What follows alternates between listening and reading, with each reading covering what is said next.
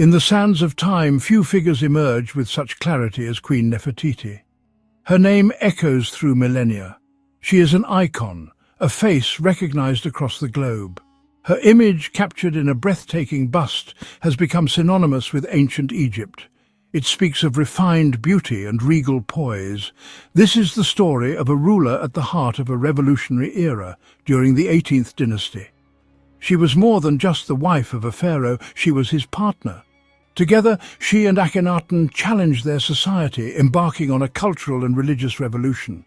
Her life is a tapestry woven with threads of power, love, political intrigue, and deep mystery. To understand Nefertiti is to journey back to a world on the brink of transformation. Nefertiti's life is a captivating mystery. Her origins are debated by historians and archaeologists. She appeared as the great royal wife of Pharaoh Akhenaten. Was she a foreign princess or an Egyptian noblewoman? Records are silent. As queen, she wielded unprecedented influence, depicted in powerful positions. This signaled her unique status in the new religious and political order. She vanished abruptly from the historical record. What happened to her? This silence fuels speculation, leaving us to wonder about her final act. To truly understand Nefertiti, we must embark on a journey back in time. We will travel to the heart of the 18th dynasty, an era of opulence and empire building that created the perfect stage for her rise. We will explore the world she was born into, a land governed by a complex pantheon of gods and a powerful priesthood that had held sway for centuries. It was a world of rigid tradition and divine order, a structure that Nefertiti and her husband were destined to challenge in the most dramatic fashion imaginable, setting in motion a revolution that would change Egypt forever. Our story will follow her marriage to the young pharaoh, Akhenaten, a visionary and a heretic. Together, they turned their backs on the ancient gods of Thebes. They championed a new faith, Atenism, which worshipped a single universal deity, the Aten, represented as the life-giving disk of the sun. We will witness the creation of a new capital city, Akhetaten, the horizon of the Aten built from scratch in the desert.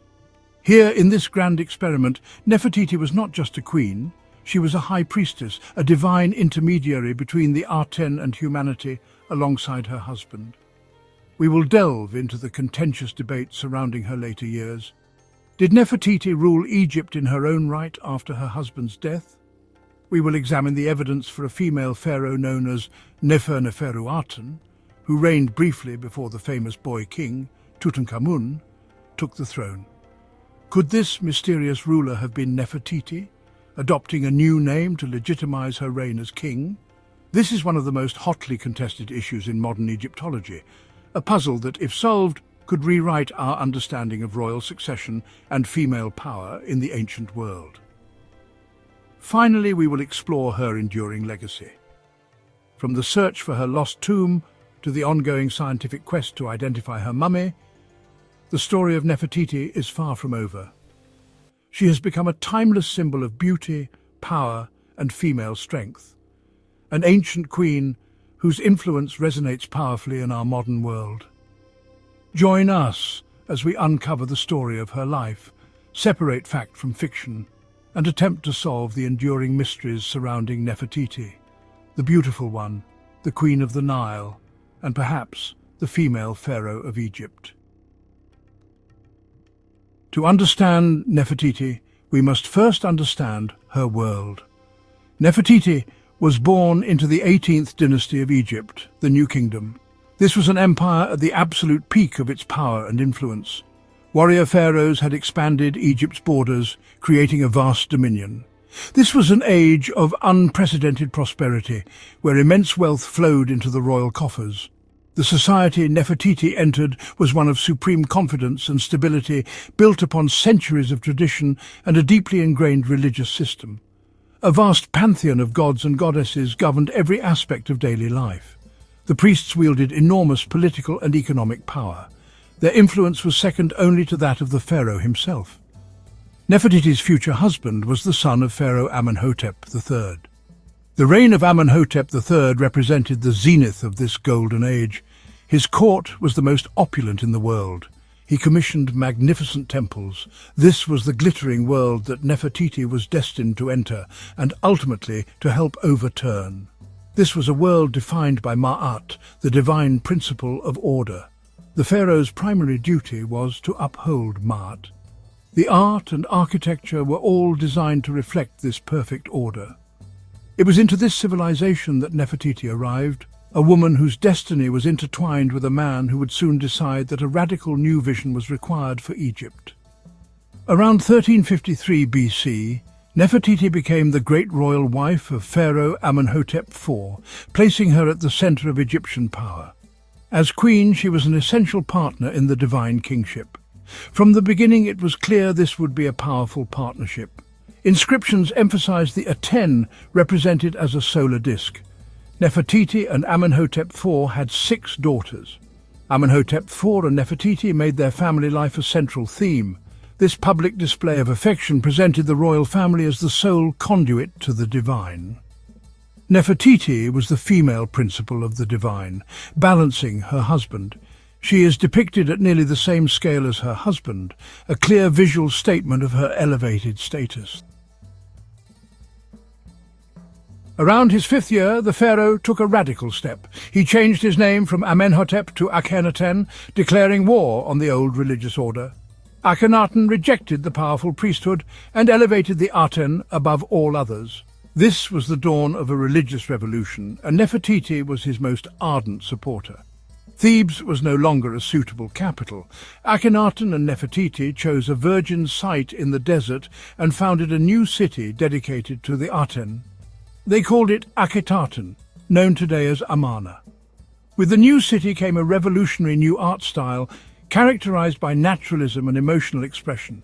Nefertiti, with her famous beauty, became the chief subject of this new aesthetic. In the City of the Sun, Nefertiti stood side by side with her husband, 2 living gods on earth. At the heart of this revolution stood Akhenaten, a visionary, and to the old guard, a dangerous heretic. He believed the universe was governed by the Aten, a radical departure from Egypt's complex pantheon. He was attempting to erase all the other gods. By his side stood Nefertiti, his great royal wife, a true believer in this disruptive project. She's shown as a leading figure in the new cult, a powerful force in her own right. Together they presented themselves as the sole intermediaries between humanity and the Aten. By challenging the old gods, they were directly challenging the powerful priesthood of Amun-Ra. It was a high-stakes gamble that would set in motion a chain of events that would define their reign and their legacy.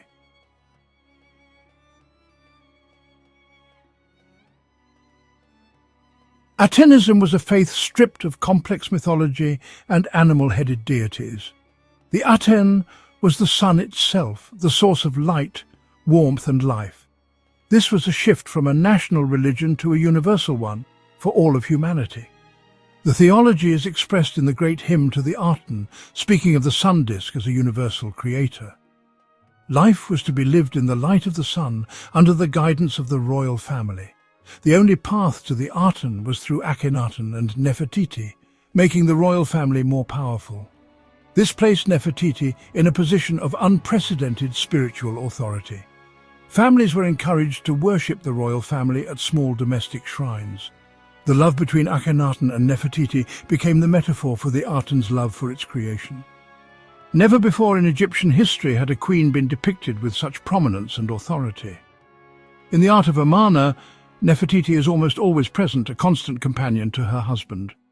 She is shown at a scale equal to his, a deliberate visual statement of her importance. This was a radical break from tradition, where queens were typically shown as smaller, subordinate figures. Here, Nefertiti stands as a partner, a co-ruler who shares in the pharaoh's divine status and kingly duties. Her power was not merely reflected from her husband, it was inherent and celebrated. The evidence for her power is startling and unambiguous.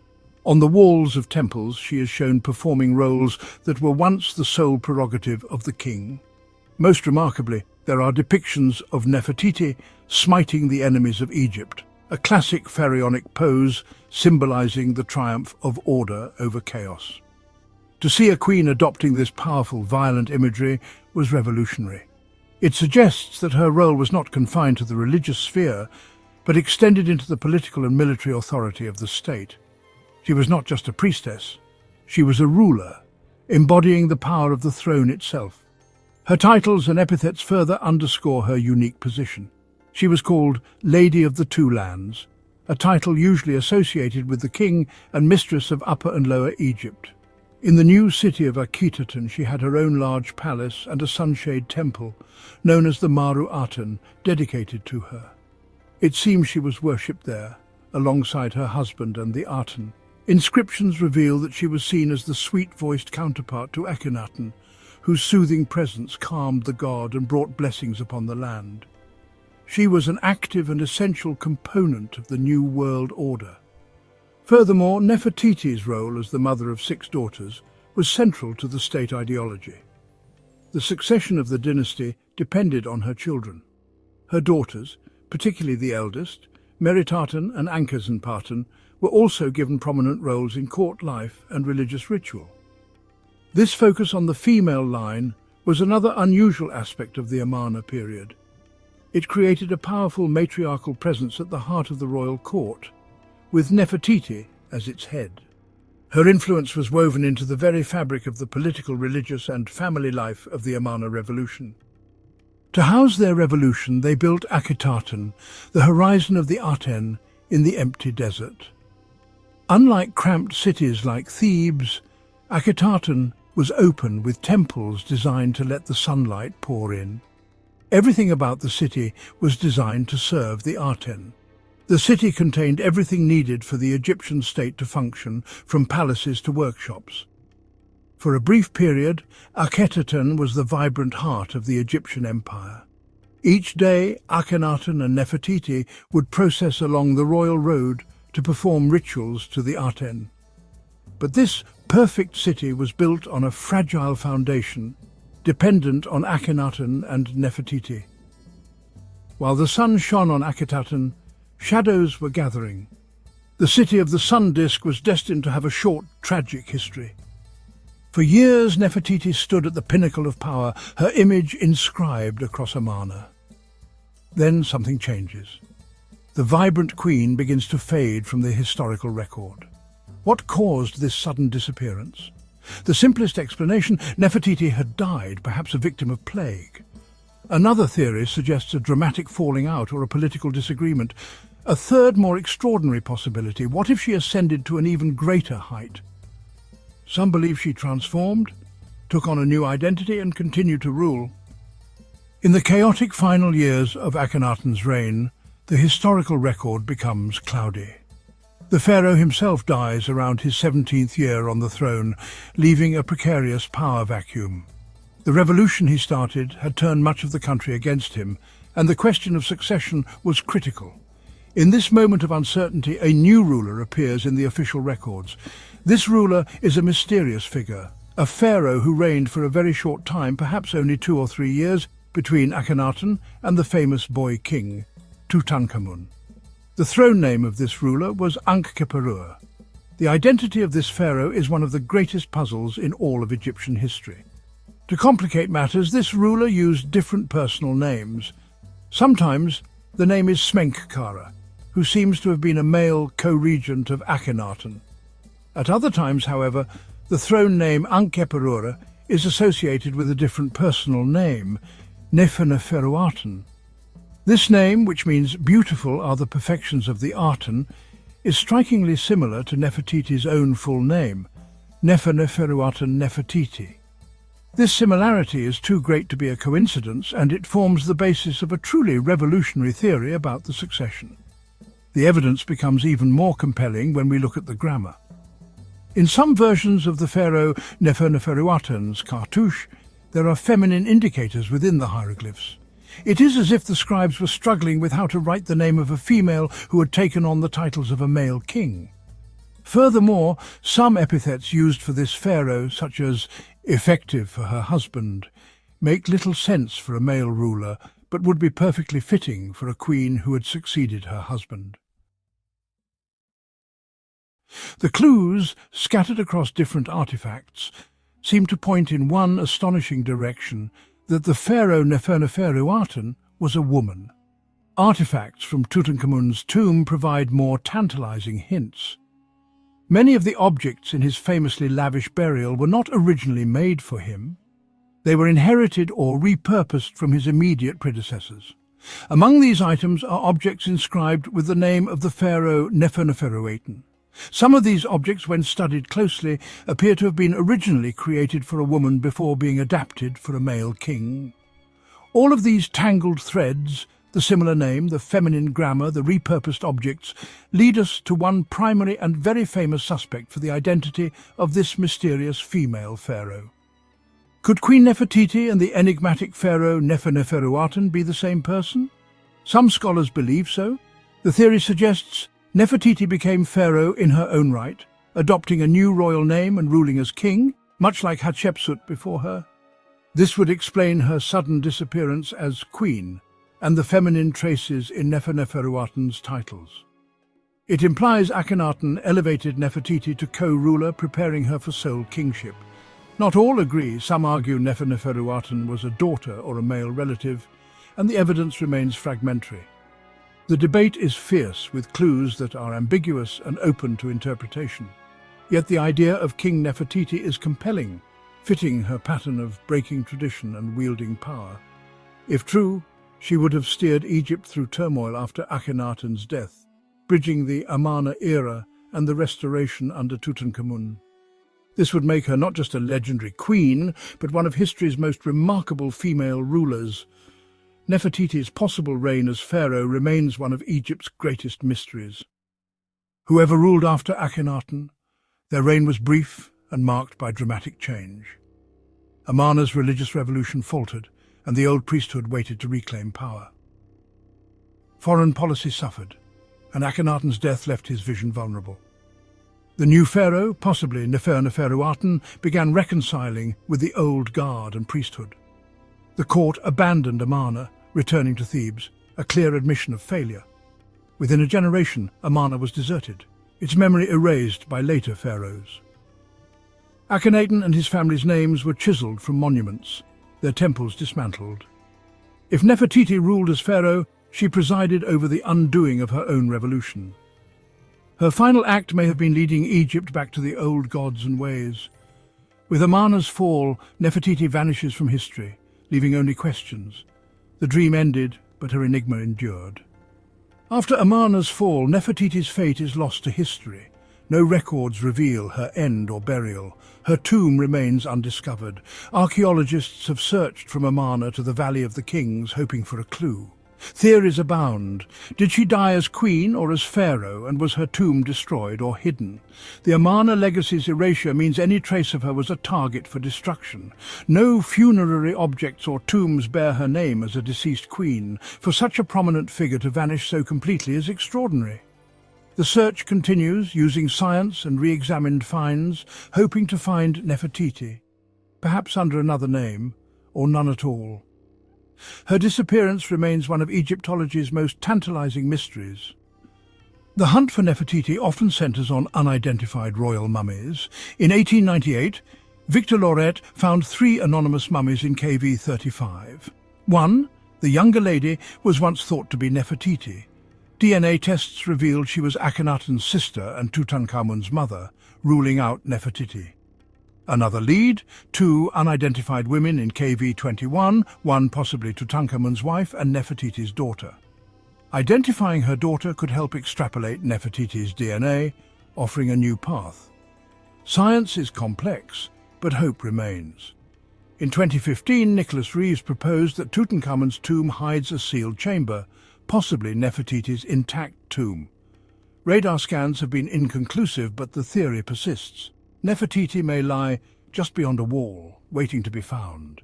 The search for her remains is as alive as ever. Nefertiti's legacy endures, even as her fate remains unknown. Her iconic bust is one of the world's most recognized images, symbolizing beauty, power, and grace. She's become a global icon and a symbol of female empowerment. Nefertiti held real authority, possibly even ruling as pharaoh. Her story is celebrated as that of a trailblazer who shaped her own destiny. The mystery of her end only adds to her allure. Each new theory keeps her story alive and evolving. Nefertiti's life was one of transformation. Queen, possible pharaoh and enduring legend. Her name means the beautiful one has come, and her legacy shines as brightly as ever. She remains a powerful, mysterious queen whose story continues to inspire. We began with the image of a queen whose beauty captivated the world. But Nefertiti was far more. She was a woman of power, substance and revolutionary spirit. As great royal wife, she was an active partner in reshaping Egypt. Her influence is clear in art and history, depicting her as her husband's equal. The theory that she became Pharaoh Neferneferuaten adds a dramatic climax to her story. If true, she joined the rare ranks of female kings, guiding Egypt through upheaval. Whether as queen or pharaoh, her significance is undeniable. Nefertiti's journey from revolutionary queen to enduring icon proves her legacy is as timeless as her famous image. Her story continues to fascinate and inspire, echoing through history. Nefertiti's legacy is linked to the revolution she and Akhenaten championed. The Amarna period was ultimately a failure. The dream of a world united in worship could not survive its founders. Akhenaten was abandoned, the old gods were restored, and a campaign was launched to erase the memory of the heretic king and his family. For centuries this campaign was successful, yet a legacy cannot be so easily erased. The very act of attempting to destroy it created a mystery. The dismantled temple blocks allowed for the painstaking reconstruction of the world of Amarna. The attempt to silence her, ironically, preserved the evidence of her power. The unique Amarna art style represented a dramatic break with artistic convention. Nefertiti stands at the very heart of this complex legacy. Her story is a powerful reminder that the voices of the vanquished can echo through time. In the end, the attempt to erase her has only amplified our fascination. The story of Nefertiti is unfinished, an active investigation unfolding in the 21st century. The search for her tomb captures the imagination of the world. The scientific quest to identify her remains pushes the boundaries of what is possible. Nefertiti's power lies in her ability to inspire questions. She is a symbol of female strength, a cultural icon, and an unsolved historical mystery. The beautiful one came, she ruled, and in a way she never left. Queen Nefertiti achieved a form of immortality that has outlasted the stone of her monuments and the gold of her dynasty. Her story is not over. With every new discovery, the search for answers continues.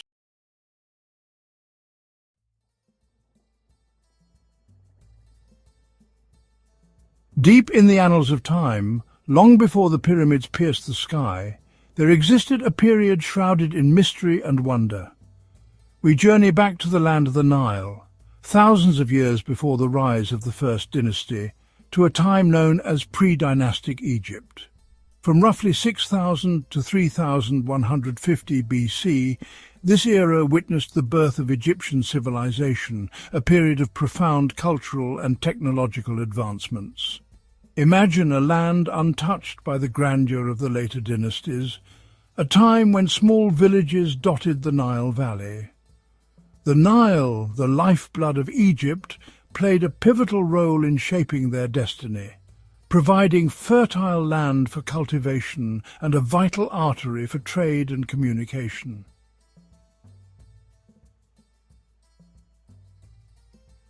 Predynastic Egypt, often overlooked in favour of its more illustrious successors, holds the key to understanding the very essence of ancient Egyptian civilization. It was during this formative period that many of the hallmarks of Egyptian culture first emerged, from their distinctive artistic styles to their complex religious beliefs.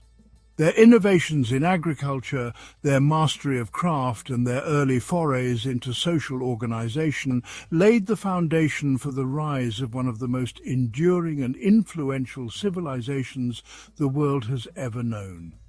The legacy of pre-dynastic Egypt is not merely confined to dusty artifacts and crumbling ruins. It is a testament to the enduring power of human ingenuity. From the humble farmers and artisans to the powerful chieftains who shaped the destiny of their people, we will uncover the stories that illuminate the dawn of Egyptian civilization.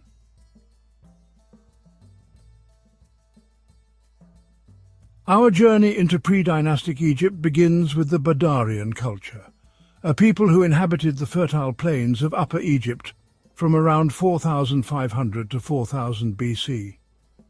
Named after the archaeological site of El Badari, where their remains were first unearthed, the Badarian people represent one of the earliest identifiable cultures in this ancient land. These were skilled farmers, cultivating crops such as wheat and barley along the banks of the Nile, their lives intertwined with the ebb and flow of the great river. Their pottery in particular stands as a testament to their artistic skills and technological prowess.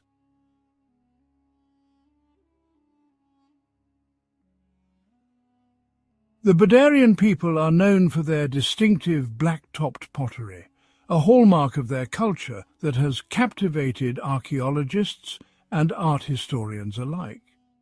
These finely made vessels, often adorned with intricate incised decorations, were not merely utilitarian objects. They were expressions of artistry and craftsmanship. The black-topped finish, achieved through a meticulous process of firing and burnishing, created a striking contrast against the reddish-brown clay, showcasing their technical ingenuity. This trade, likely involving goods such as obsidian, precious stones, and perhaps even ideas, highlights their connection to the wider world and their role in shaping the cultural landscape of pre-dynastic Egypt.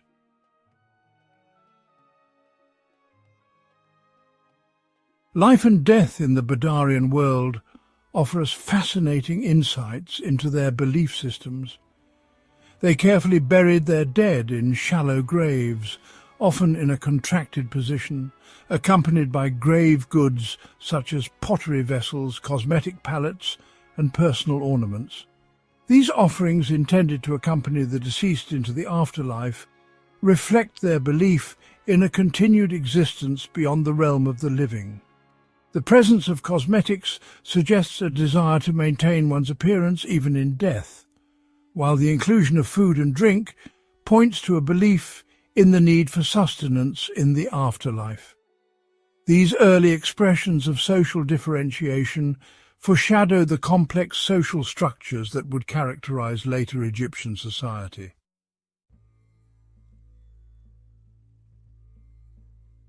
As we delve deeper into pre-dynastic Egypt, we encounter the Naqada culture, named after the modern city of Naqada, where their remains were first discovered.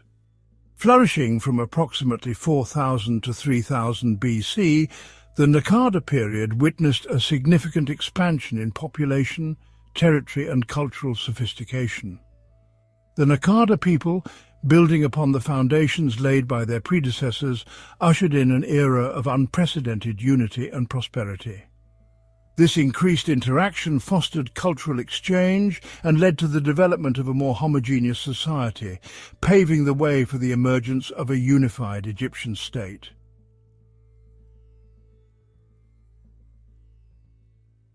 The Naqada period witnessed a remarkable flourishing of art and craftsmanship, evident in their exquisitely crafted pottery, intricate jewellery and elaborate cosmetics. Naqada pottery, distinct from its Badarian predecessor, featured a wider range of shapes and sizes, often adorned with elaborate painted decorations. These paintings offer a glimpse into their daily lives, depicting scenes of hunting, fishing, religious rituals, and even warfare. The discovery of copper tools and weapons signifies a shift towards more advanced technologies and the growing importance of warfare in their society.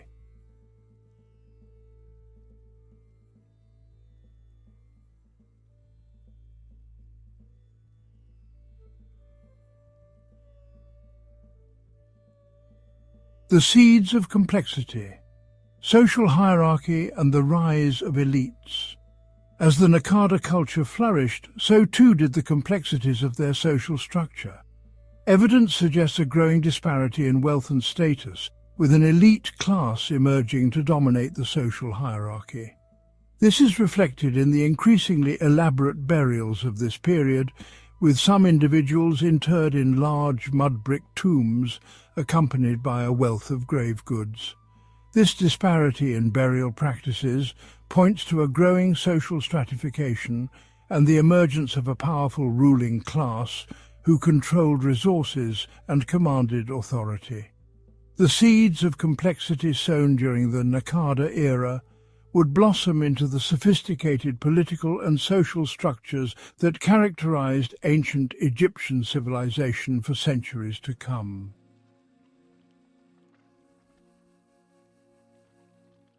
Monuments in the making, early tombs and their significance. The sands of time whisper tales of ancient rituals and beliefs, and nowhere is this more evident than in the tombs of pre-dynastic Egypt. Unlike the shallow pit graves of the earlier Badarian period, Naqada tombs began to display a greater degree of architectural complexity. Constructed from mud brick, these tombs often featured multiple chambers, providing ample space for the deceased and their funerary offerings.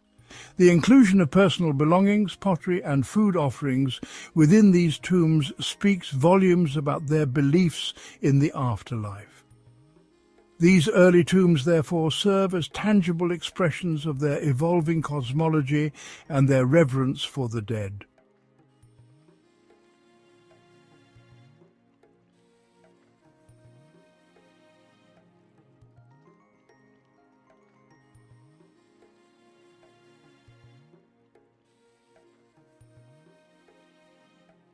Settlements of the soul, exploring pre-dynastic villages and homes.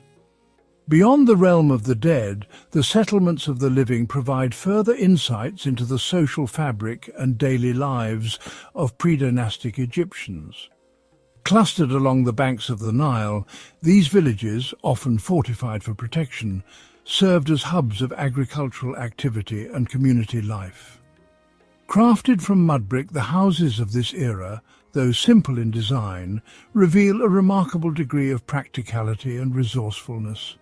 These settlements offer a glimpse into the social dynamics, economic activities and domestic routines that shaped the lives of these early Egyptians.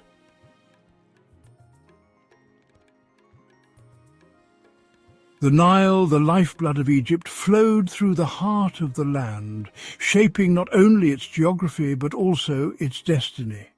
This mighty river, originating in the heart of Africa, carved its way northwards, dividing the land into two distinct regions, Upper and Lower Egypt. Upper Egypt, encompassing the narrow Nile Valley stretching from modern-day Aswan to Cairo, was a land of rugged cliffs, fertile floodplains and close proximity to the desert. Lower Egypt, in contrast, encompassed the sprawling Nile Delta, where the river fanned out into a network of channels before emptying into the Mediterranean Sea. Despite their geographical and cultural distinctions, Upper and Lower Egypt were inextricably linked by the Nile. This interconnectedness fostered cultural exchange and laid the groundwork for the eventual unification of the two lands under a single ruler.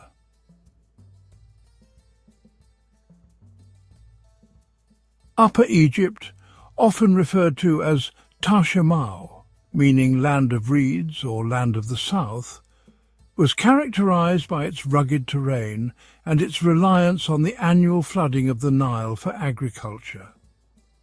The rich black silt deposited by the receding floodwaters known as Kemet gave the land its fertility and earned Egypt its ancient name, Kemet, the Black Land. The people of Upper Egypt developed a deep reverence for the Nile, recognizing its life-giving properties and its central role in their cosmology. This artistic tradition, evident in their pottery, rock art and early forms of hieroglyphic writing, reflects their connection to their environment and their unique cultural identity.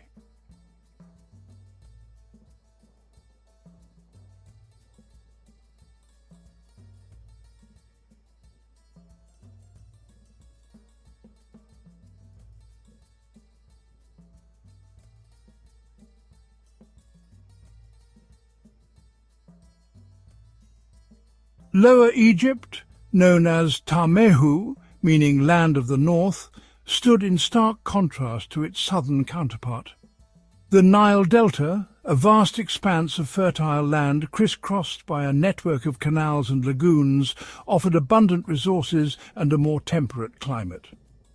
This region, open to the Mediterranean Sea, became a melting pot of cultures, influenced by trade and interactions with neighbouring civilizations. The people of Lower Egypt, surrounded by water, developed a close relationship with the sea and its bounty. The fertile lands of Lower Egypt supported a denser population compared to the south, leading to the development of larger settlements and more complex social structures. The abundance of resources and the opportunities for trade fostered economic prosperity and cultural exchange, making Lower Egypt a hub of innovation and artistic expression.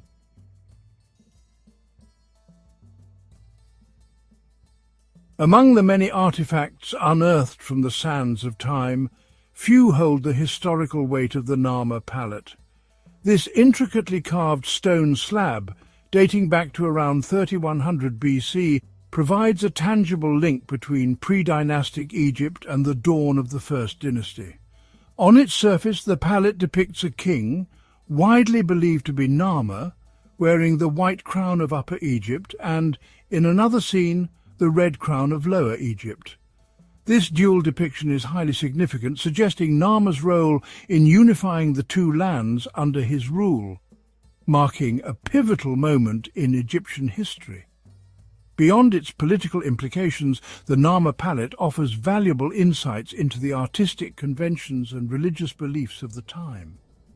The figures are depicted in a distinctive style, with exaggerated proportions and a profile view, a hallmark of Egyptian art that would endure for centuries.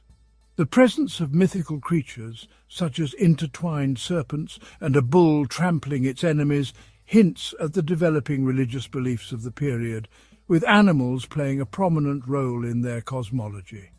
This artifact, therefore, serves as a window into a pivotal moment in Egyptian history, capturing the essence of a society on the cusp of a new era.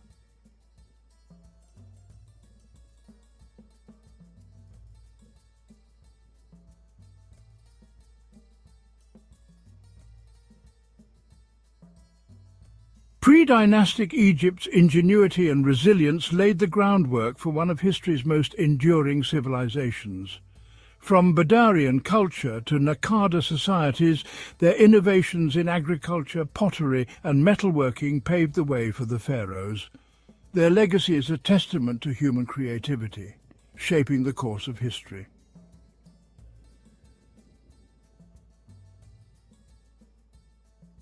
Pre-dynastic Egypt, often shrouded in mystery, laid the foundation for a great civilization. From humble farmers to skilled artisans, their innovations echo through time. They transformed the landscape into a cradle of civilization.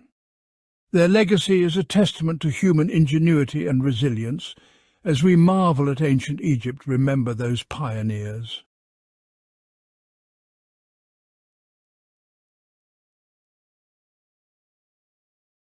Imagine a place where the golden sands of the desert embrace the life-giving waters of the Nile, a place where the echoes of ancient rituals still resonate within towering stone walls. 60 kilometers north of Luxor, rising majestically from the sands, lies the Dendera temple complex. This sprawling site is not just a collection of stones, it's a portal to a world of gods, pharaohs, and the enduring mysteries of ancient Egypt. This sanctuary, primarily dedicated to the goddess Hathor, the embodiment of love, beauty, music and motherhood, is one of Egypt's best-preserved temple sites, a testament to centuries of unwavering devotion and unparalleled architectural mastery. Its remarkably intact state offers a unique glimpse into the religious practices and artistic achievements of the time. The main temple's colossal facade, adorned with intricate carvings and towering columns, dominates the landscape, a powerful statement of divine presence. Its sheer scale and breathtaking beauty are immediately striking. leaving visitors in awe of the ingenuity and artistry of its builders. Dendera's strategic location on the west bank of the Nile, a region deeply associated with the afterlife and rebirth in ancient Egyptian beliefs, was carefully chosen with profound symbolic intent. Known in antiquity as Unet or Tantere, it served as the capital of Upper Egypt's 6th province, a significant administrative and cultural centre. It was also a vibrant hub of religious activity for millennia, drawing pilgrims and priests alike to participate in elaborate ceremonies and honour the gods. For centuries, the desert sands acted as a protective shroud, preserving Dendera from the ravages of time and the elements. This natural preservation allows us today to step back in time and experience a past that feels remarkably intact, offering an unparalleled connection to ancient Egypt. Unlike the partially ruined complexes of Karnak or Luxor, where much has been lost to the ages, Dendera's exceptional completeness allows us to vividly imagine the world of the pharaohs and their Roman successors, offering a more immersive and comprehensive understanding of their beliefs and practices. Even now, faded colours still cling to the walls and ceilings, whispering stories of vibrant processions and sacred rituals. These remnants of pigment offer a tantalizing hint at the temple's original splendor, a dazzling display of artistic expression. The complex we see today largely dates from the Ptolemaic and Roman periods, reflecting the influence of these later rulers on Egyptian culture and architecture. However, its sacred roots delve much deeper, reaching back to Egypt's earliest dynastic days, suggesting a site of religious significance for millennia. Each ruler who contributed to its construction and embellishment added a chapter to a story thousands of years in the making, leaving their mark on its walls and pillars. Dendera stands as a living chronicle of Egypt's spiritual and political evolution, a testament to the enduring power of its civilization. It is a place where ancient Egyptian traditions met new influences from the Greco-Roman world, creating a unique fusion of artistic and religious expression. It stands as a unique and timeless testament, a beacon of human ingenuity and spiritual aspiration. Dendera is a powerful reminder of the enduring power of faith, the boundless capacity for creativity, and the enduring legacy of ancient Egypt. The construction of Dendera is not just a building project, it's a sprawling saga, a testament to the enduring power of faith and the ambition of rulers across millennia. Its story was written by many hands, a collaborative effort unfolding across generations, each leaving their indelible mark on its stones. The inscriptions themselves offer glimpses into the past, mentioning Old Kingdom rulers like Pepi I, revealing a history that stretches back to the very dawn of Egyptian civilization. These rulers were already restoring a sanctuary that was ancient even in their time, highlighting the cyclical nature of preservation and renewal in Egyptian culture. Later, pharaohs of the Middle Kingdom, with their own visions of grandeur, and those of the New Kingdoms, including the powerful Thutmose III and the celebrated Ramesses II, each left their mark, adding to the temple's rich tapestry of history and devotion. Sadly, many of their structures are mostly lost, either through the ravages of time or incorporated into the later building projects. Their contributions now whispers in the stones.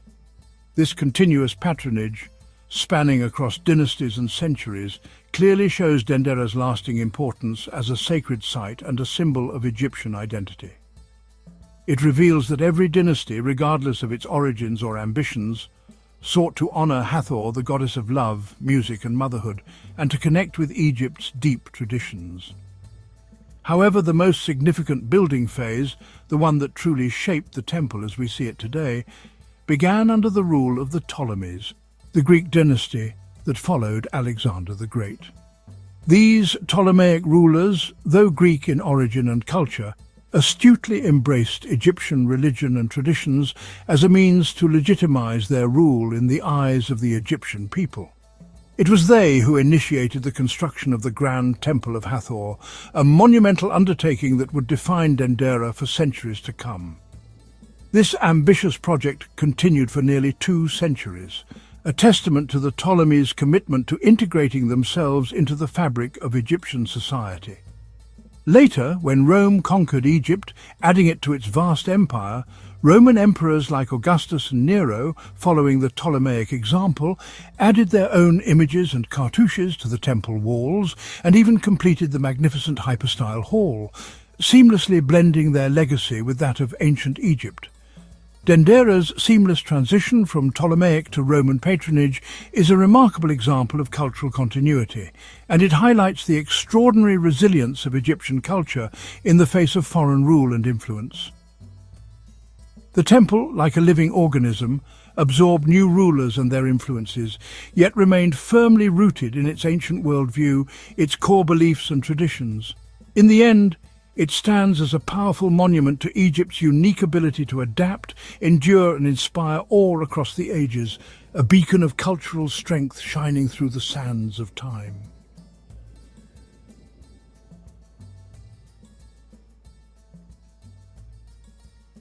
At Dendera's heart, rising majestically from the sands of time, stands the Temple of Hathor. Its imposing facade hints at the wonders held within, a testament to the ingenuity and artistry of the ancient Egyptians. Remarkably, it is more a preserved marvel than a ruin, offering an unparalleled glimpse into the religious practices and beliefs of a civilization long past. The temple's state of preservation allows us to truly appreciate the grandeur and sophistication of its design.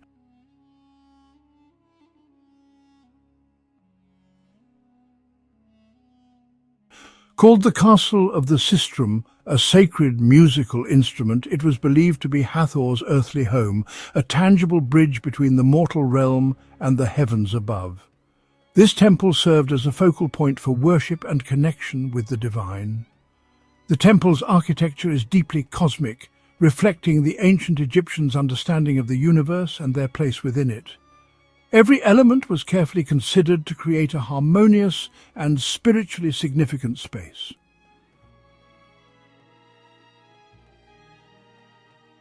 The very floors beneath our feet represent the earth, solid and grounding, connecting the temple to the physical world.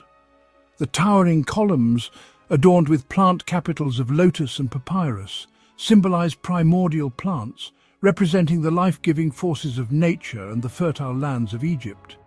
And the ceilings above are painted to depict the starry sky, a celestial map filled with astronomical symbols and constellations reminding visitors of the vastness of the cosmos. The hypostyle hall, a forest of 24 columns, each meticulously crafted and topped with the serene face of Hathor, creates a profound sense of divine welcome, enveloping visitors in the goddess's gentle presence. The ceiling here is not just decoration, it's a painted map of the heavens, meticulously detailed with astronomical zodiac constellations, charting the sun's daily and yearly journey across the sky.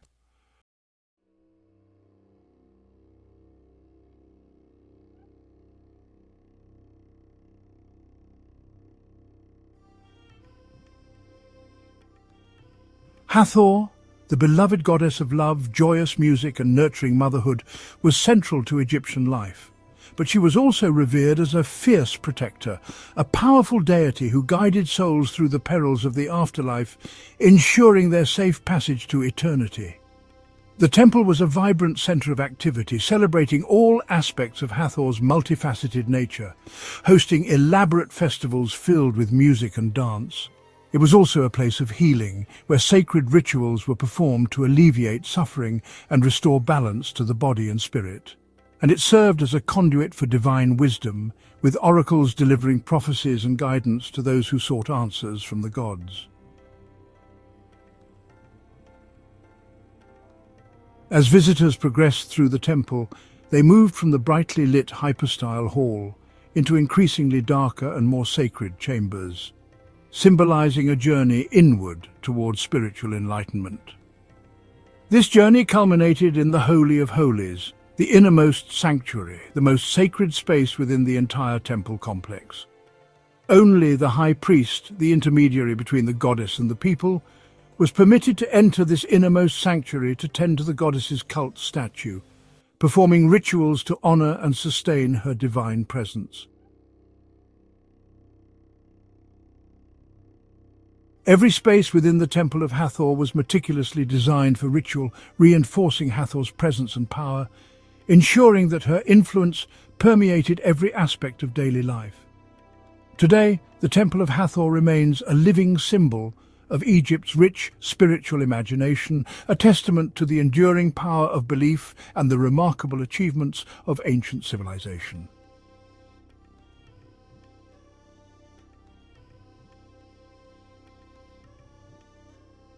On the temple's roof, a small chapel once held the Dendera Zodiac, a masterpiece of ancient astronomy. The original circular bas-relief, now in the Louvre, is a map of the heavens as seen by the Egyptians. It fuses Greco-Roman zodiac signs with traditional Egyptian constellations, blending cultures and knowledge. Planets appear as deities in celestial boats, reflecting a sophisticated understanding of the cosmos.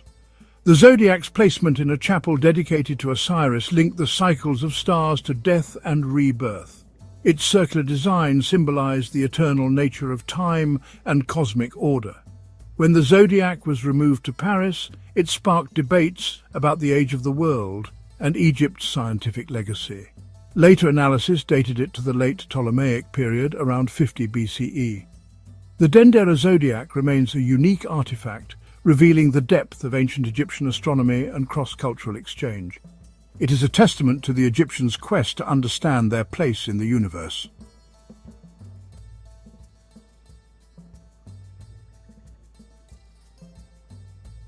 Beyond the Temple of Hathor, Dendera's complex unfolds as a tapestry of sacred spaces. A massive mud brick wall once enclosed the precinct, separating the divine from the everyday. Entering through the Roman-built northern gateway, visitors followed a processional way to the main temple. To the right stands the original birthhouse, or Mamisi, of Nectanebo I, dedicated to the divine birth of Horus and the pharaoh. Nearby, the ruins of a Coptic basilica show how the site was repurposed in Christian times. Behind the main temple, the Roman-era Temple of Isis tells the story of Osiris's death and rebirth under Hathor's protection. The complex also includes a sacred lake for priestly purification and a sanatorium where pilgrims sought healing dreams from Hathor. Dendera was more than a temple. It was a center of worship, healing and community life. Its layers reveal Egypt's evolving spiritual landscape.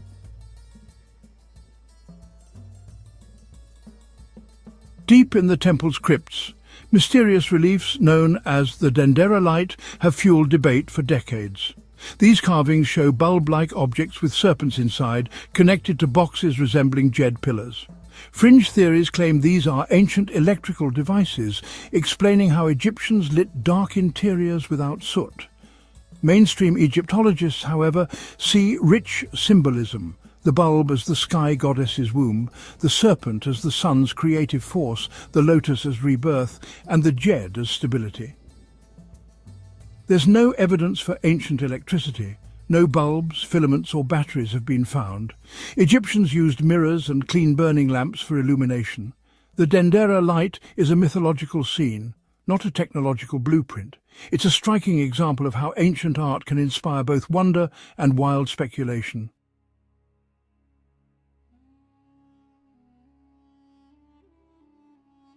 South of the main temple stands the Roman Mamisi, or birthhouse, one of Dendera's best-preserved buildings. Dedicated to the divine birth of Ai, son of Hathor and Horus, the Mamisi was the stage for rituals celebrating both myth and royal legitimacy. Built by Augustus and decorated by Trajan and Hadrian, its reliefs show Roman emperors as Egyptian pharaohs making offerings to the gods. The building blends Egyptian and Greco-Roman styles, reflecting the era's cultural fusion. Vivid reliefs depict Hathor's pregnancy, Ai's birth, and his presentation to the gods. These scenes reinforce the emperor's divine right to rule Egypt. During festivals, Hathor's statue was carried in procession to the Mamisi, symbolizing the reunion of the divine family. The Mamisi was central to Dendera's religious life and remains a window into Roman Egypt's spiritual world. It stands as a symbol of adaptation and enduring tradition.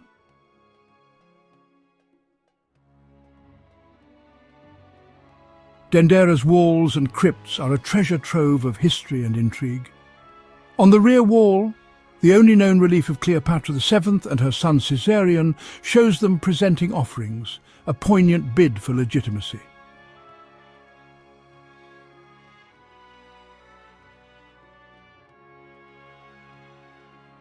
The temple's 14 crypts hidden below stored sacred objects and are covered in detailed reliefs, protected from centuries of damage. Exploring these chambers reveals the secret workings of the ancient priesthood.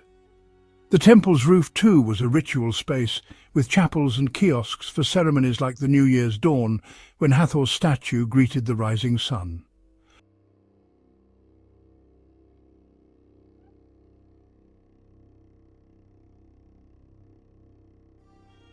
Modern restoration has uncovered the original vibrant colours of the hypostyle hall's astronomical ceiling, transforming our view of the temple's splendour. Each discovery adds new layers to Dendera's story. The temple continues to yield secrets, connecting us to the rituals and lives of its ancient builders. Dendera is not just a relic, it's a living archive of Egypt's past. Its walls still speak, inviting us to listen and learn.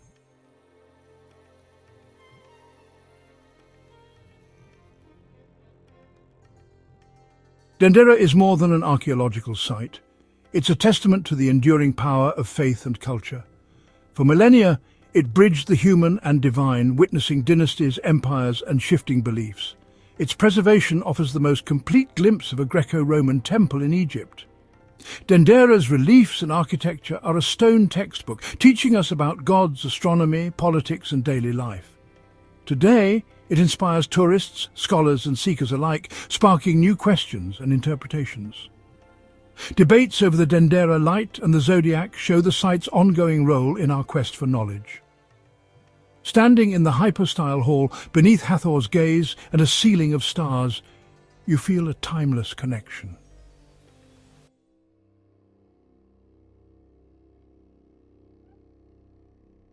Dendera reminds us that the search for meaning and beauty is eternal. It is not just a monument to the past, but a mirror reflecting our own enduring curiosity. The echo of Dendera's legacy still resonates, inviting us to wonder and explore.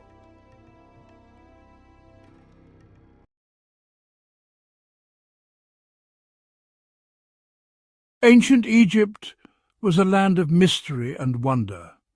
Its civilization flourished along the banks of the Nile River, creating a rich tapestry of culture, art and religion that continues to captivate us today.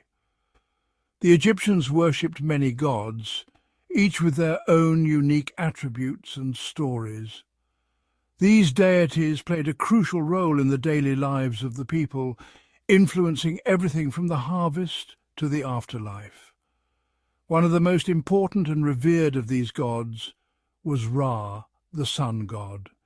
Ra was often depicted with the head of a falcon, crowned with a sun disk, symbolizing his dominion over the sky and the sun. Ra was the giver of life. He brought warmth and light to the world, essential for the growth of crops and the sustenance of life. Every day, Ra would travel across the sky in his solar boat, bringing daylight to the world. Egyptians believed he controlled the seasons, ensuring the cyclical nature of life and death. They also believed he protected them from evil forces, such as the serpent Apep, who threatened to plunge the world into chaos. Ra was a powerful deity, and his worship was central to Egyptian religion. Temples dedicated to Ra were built across the land, and priests performed daily rituals to honor him and ensure his favor. His influence can be seen in many aspects of Egyptian culture, from the grand architecture of temples and pyramids to the intricate carvings and paintings that adorned their walls. Ra's presence was ever present. From art and architecture to religion and mythology, Ra left an undeniable mark on ancient Egypt. His legacy continues to be a source of fascination and inspiration, reminding us of the enduring power of the sun and the gods who once ruled the land of the pharaohs. Egyptian mythology is full of fascinating stories. One story tells of Ra's birth. He emerged from the primordial waters of Nun. Nun represented chaos. Ra's birth symbolized the emergence of order from chaos. He created himself. This demonstrated his immense power. Ra was not alone in the universe. He created other gods and goddesses. Shu was the god of air. Tefnut was the goddess of moisture. Together, they helped Ra to establish the world as we know it.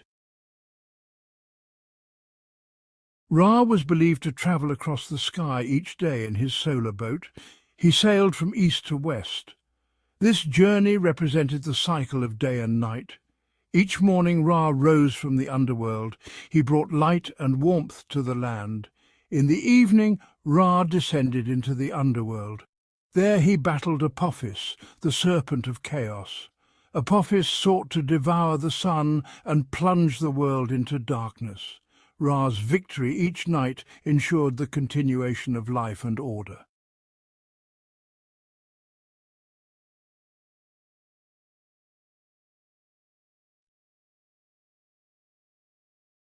Ra possessed a powerful weapon, the Eye of Ra. This was a powerful symbol in Egyptian mythology. It represented Ra's immense power and protection. The Eye of Ra could unleash devastating destruction upon Ra's enemies. The Eye of Ra was also associated with goddesses like Sekhmet and Bastet.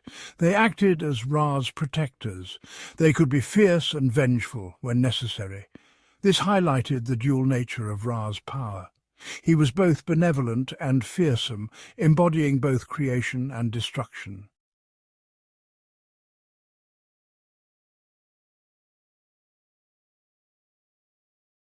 Ra was more than just a sun god.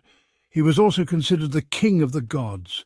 He was responsible for maintaining order and justice. The pharaohs of Egypt were believed to be Ra's representatives on earth. They derived their authority from him. Ra's reign brought prosperity to Egypt. He provided sunlight for the crops. He ensured the annual flooding of the Nile River. This was essential for agriculture. Ra's rule was seen as a time of peace and abundance.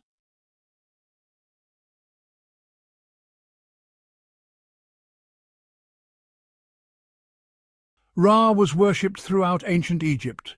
Temples were built in his honor. Heliopolis, the city of the sun, was a major center of Ra worship. People gathered at these temples to offer prayers and sacrifices to the sun god. Religious rituals were performed daily to honor Ra. Priests played a crucial role in these ceremonies. They made offerings of food, drink, and incense to the god. They also chanted hymns and performed dances.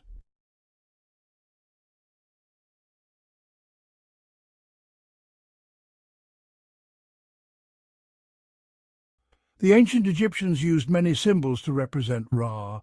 The most common was the sun disk. It was often depicted with rays of light emanating from it. This symbolized Ra's life-giving energy. Obelisks, tall four-sided pillars, were also associated with Ra. They were often erected in pairs at the entrances to temples. The phoenix, a mythical bird that rose from its own ashes, was another symbol of Ra. It represented rebirth and renewal.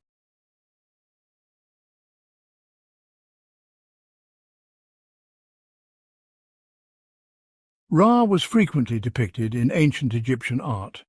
His presence was ubiquitous, symbolizing not just his divine status, but also the central role he played in the daily lives of the ancient Egyptians. He was often shown as a man with the head of a falcon. This unique depiction was not arbitrary, it was deeply symbolic. The falcon, a bird of prey, represented keen vision and dominance, qualities attributed to Ra. This symbolized his strength and his association with the sky. The sky was seen as a vast, powerful domain, and Ra, as the sun god, was believed to traverse it daily, bringing light and life to the world. Ra was also shown wearing the sun disk on his head. This sun disk was more than just an ornament. It was a potent symbol of his role as the sun god, the source of all energy and life. The colours gold and red were commonly used in depictions of Ra. Gold, with its radiant and unchanging nature, was associated with the eternal and divine aspects of Ra. Gold represented the sun's radiance. It was a colour that conveyed the brilliance and the life-giving power of the sun, which Ra embodied. Red symbolized the sun's heat and power. It was a colour that evoked the intense energy and the life-sustaining warmth of the sun, attributes that were central to Ra's identity. Ra's image was everywhere in ancient Egypt. From the grand temples to the humble homes, his depictions served as a constant reminder of his omnipresence and his vital role in the cosmos. It served as a constant reminder of his power and presence. The ancient Egyptians believed that by venerating Ra through art, they could ensure his favour and maintain the balance of the world. His depictions were not just artistic expressions, but were integral to the spiritual and cultural fabric of ancient Egyptian society.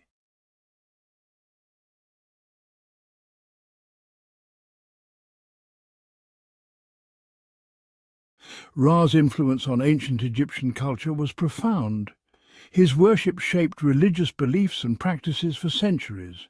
The pharaohs based their authority on their connection to Ra. Egyptian art and architecture were filled with symbols of the sun god. Even after the decline of ancient Egypt, Ra's legacy lived on. His story continued to fascinate people. He became a subject of study for scholars and historians. His image appeared in literature, art, and popular culture.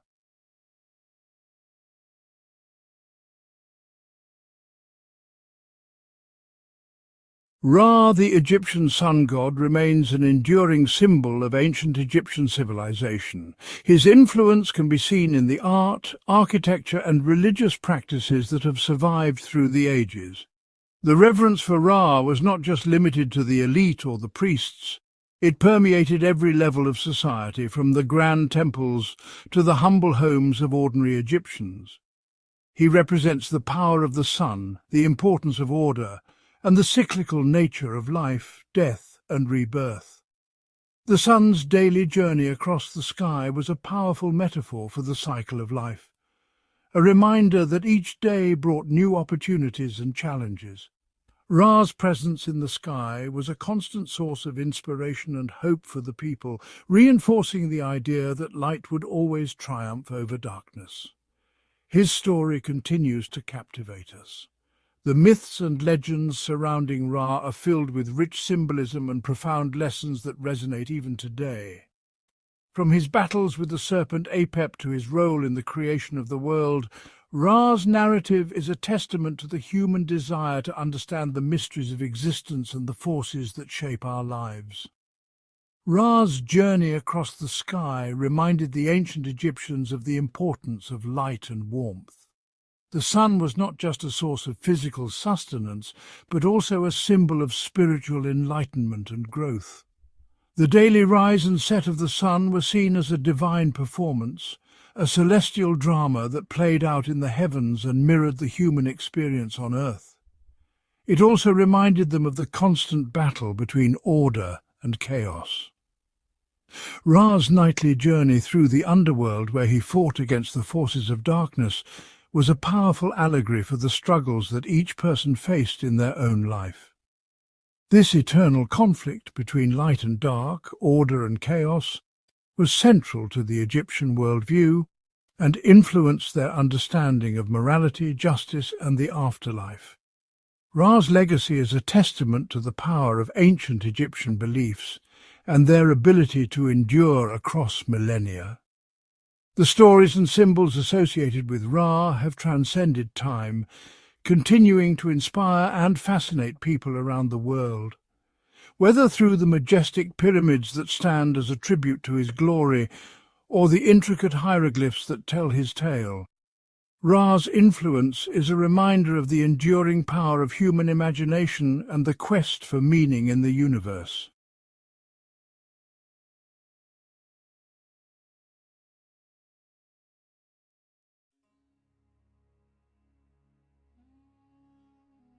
Johann Ludwig Burckhardt, a name synonymous with exploration and discovery, was born in Switzerland in 1784. He grew up in a privileged family, receiving a classical education that ignited a passion for history and languages. Burckhardt's thirst for knowledge extended beyond the confines of Europe. He yearned to explore the distant lands of the Orient, captivated by their ancient civilizations and rich cultures. Little did he know that his name would be etched in history as a pioneer of exploration, forever linked to the rediscovery of some of the world's most awe-inspiring archaeological treasures. Burckhardt's early years were marked by a deep fascination with the world beyond his Swiss homeland. He devoured tales of adventure and exploration, his imagination ignited by the accounts of early travellers. His academic pursuits reflected this thirst for knowledge, excelling in his studies of history, geography and languages. These disciplines provided him with a strong foundation, equipping him with the tools necessary to navigate the complexities of the Orient. With each passing year, his desire to experience these distant lands firsthand grew stronger, setting the stage for an extraordinary life of exploration and discovery. Burckhardt's family, while supportive of his academic pursuits, held reservations about his ambitions to travel to the east. The region was perceived as dangerous and unpredictable, fraught with risks that worried his loved ones. However, Burckhardt's determination remained unwavering. He understood the challenges that lay ahead but was undeterred. His resolve to explore the Orient, to immerse himself in its cultures and uncover its secrets, fueled his determination to overcome any obstacle in his path. This unwavering spirit would serve him well in the years to come, guiding him through the triumphs and tribulations of his extraordinary journeys. Determined to realize his dreams, Burckhardt embarked on a period of rigorous preparation. He journeyed to London in 1806, immersing himself in the city's intellectual circles. He honed his Arabic language skills at Cambridge, recognizing the importance of mastering local dialects to navigate the complexities of communication in the East. This linguistic dedication was not merely academic, it was a testament to Burckhardt's respect for the cultures he sought to engage with. His studies went beyond language acquisition, encompassing a deep dive into the history, customs and religious practices of the Arab world. He delved into the accounts of previous explorers, scrutinizing their successes and failures, gleaning valuable insights from their experiences. Burckhardt recognized that knowledge, particularly cultural sensitivity, would be his greatest asset in navigating the challenges of the Orient. His preparations were meticulous, reflecting a blend of academic rigor and practical wisdom, shaping him into an explorer uniquely equipped for the journey ahead. In 1809, under the auspices of the African Association, a London-based organization dedicated to exploring the African continent, Burckhardt embarked on his journey to Cairo. This marked the beginning of his transformation from a scholar into an explorer, stepping out of the libraries and lecture halls and into the heart of the unknown. The voyage to Cairo was arduous, fraught with the challenges of sea travel during that era. Yet, Burckhardt faced each obstacle with unwavering determination, his spirit buoyed by the knowledge that he was one step closer to realizing his lifelong dream. His arrival in Cairo marked the beginning of his immersive experience in the Arab world. He dedicated himself to perfecting his Arabic, adopting local customs, and immersing himself in the rhythms of life along the Nile. He understood that to truly connect with the people and places he aimed to explore, he needed to blend in, to shed the persona of a European outsider and embrace the guise of a traveler who respected and appreciated the nuances of their culture. This commitment to cultural immersion would prove invaluable in the years to come, enabling him to gain access to places and people that had remained hidden from the outside world. Donning the persona of Sheikh Ibrahim ibn Abdallah, a guise meticulously crafted to blend into local communities, Burckhardt embarked on his exploration of the Ottoman Empire's southern regions. This strategic adoption of a local identity was essential for his safety and success. It allowed him to navigate sensitive religious and cultural landscapes, facilitating interactions with local populations who might have been wary of a European traveller. His disguise was more than just a change of clothes. It was an embodiment of his commitment to respectful exploration. In 1812, while journeying through the rugged landscapes of present-day Jordan, Burckhardt encountered Bedouin tribesmen who spoke of a hidden city carved into the sandstone cliffs. Intrigued by their descriptions, he persuaded them to guide him to this mysterious place, unaware that he was about to rediscover one of antiquity's most spectacular lost cities, Petra. The journey was fraught with challenges, navigating treacherous terrain and negotiating with wary locals. Yet Burckhardt's perseverance, fueled by a thirst for discovery, led him to the very heart of this hidden wonder. As he stood before the treasury, Petra's most iconic monument, carved with astonishing detail into the sheer rock face, Burckhardt was awestruck.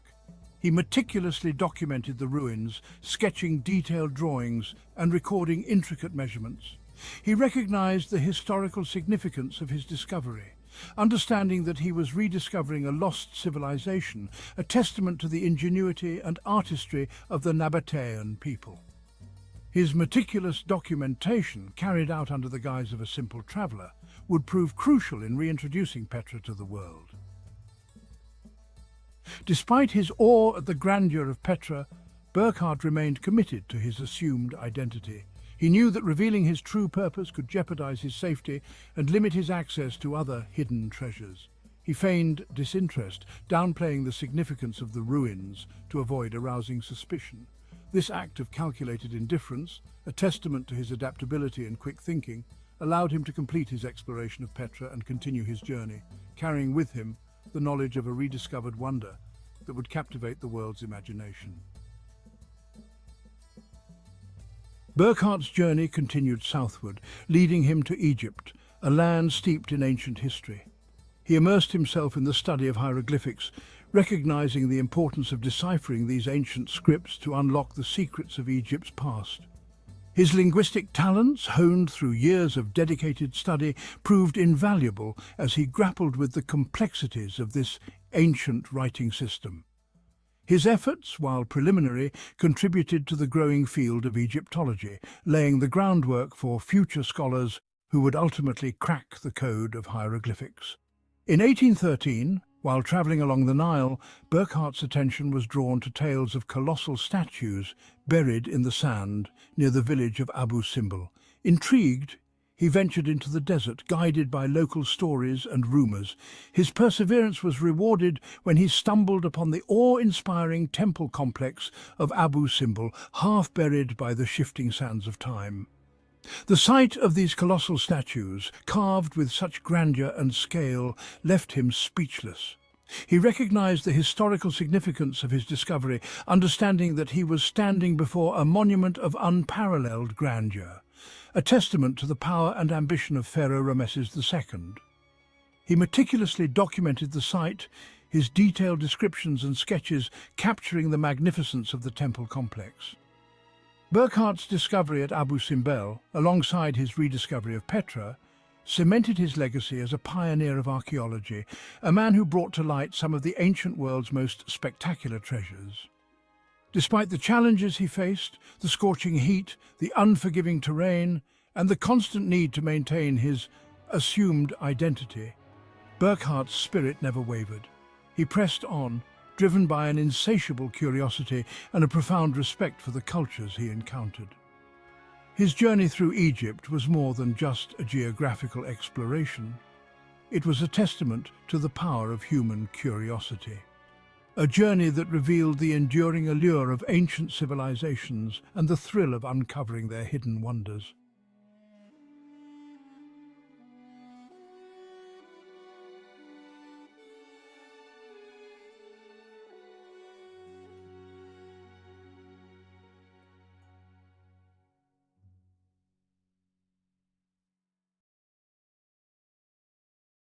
The Ptolemaic Kingdom, a vibrant thread in ancient history, shimmered with Greek intellect and Egyptian tradition. For 3 centuries, it stood as a beacon of power in the Mediterranean. It began with Alexander the Great, whose conquests forged new destinies. His arrival in Egypt in 332 BC was seen as liberation, and he was crowned pharaoh. This planted the seeds of a new kingdom. After Alexander's death, his empire fell into chaos. Ptolemy, a trusted commander, secured Egypt, establishing a dynasty that would last nearly 300 years. The Ptolemaic Kingdom was born. Ptolemy the Soter established his capital in Alexandria, declaring himself pharaoh. His reign began a remarkable chapter where Greek rulers navigated an ancient land, shaping a unique Greco-Egyptian identity.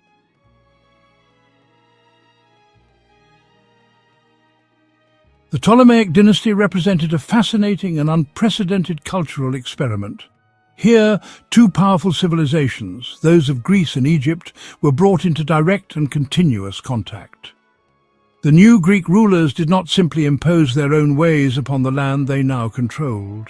Instead, they engaged in a careful and strategic process of adaptation and synthesis. They understood that to rule Egypt effectively, they needed the support of its people and its powerful priesthood. This led to a remarkable blending of traditions, creating a society that was Hellenistic in its administration and intellectual pursuits, yet profoundly Egyptian in its spiritual and ceremonial life.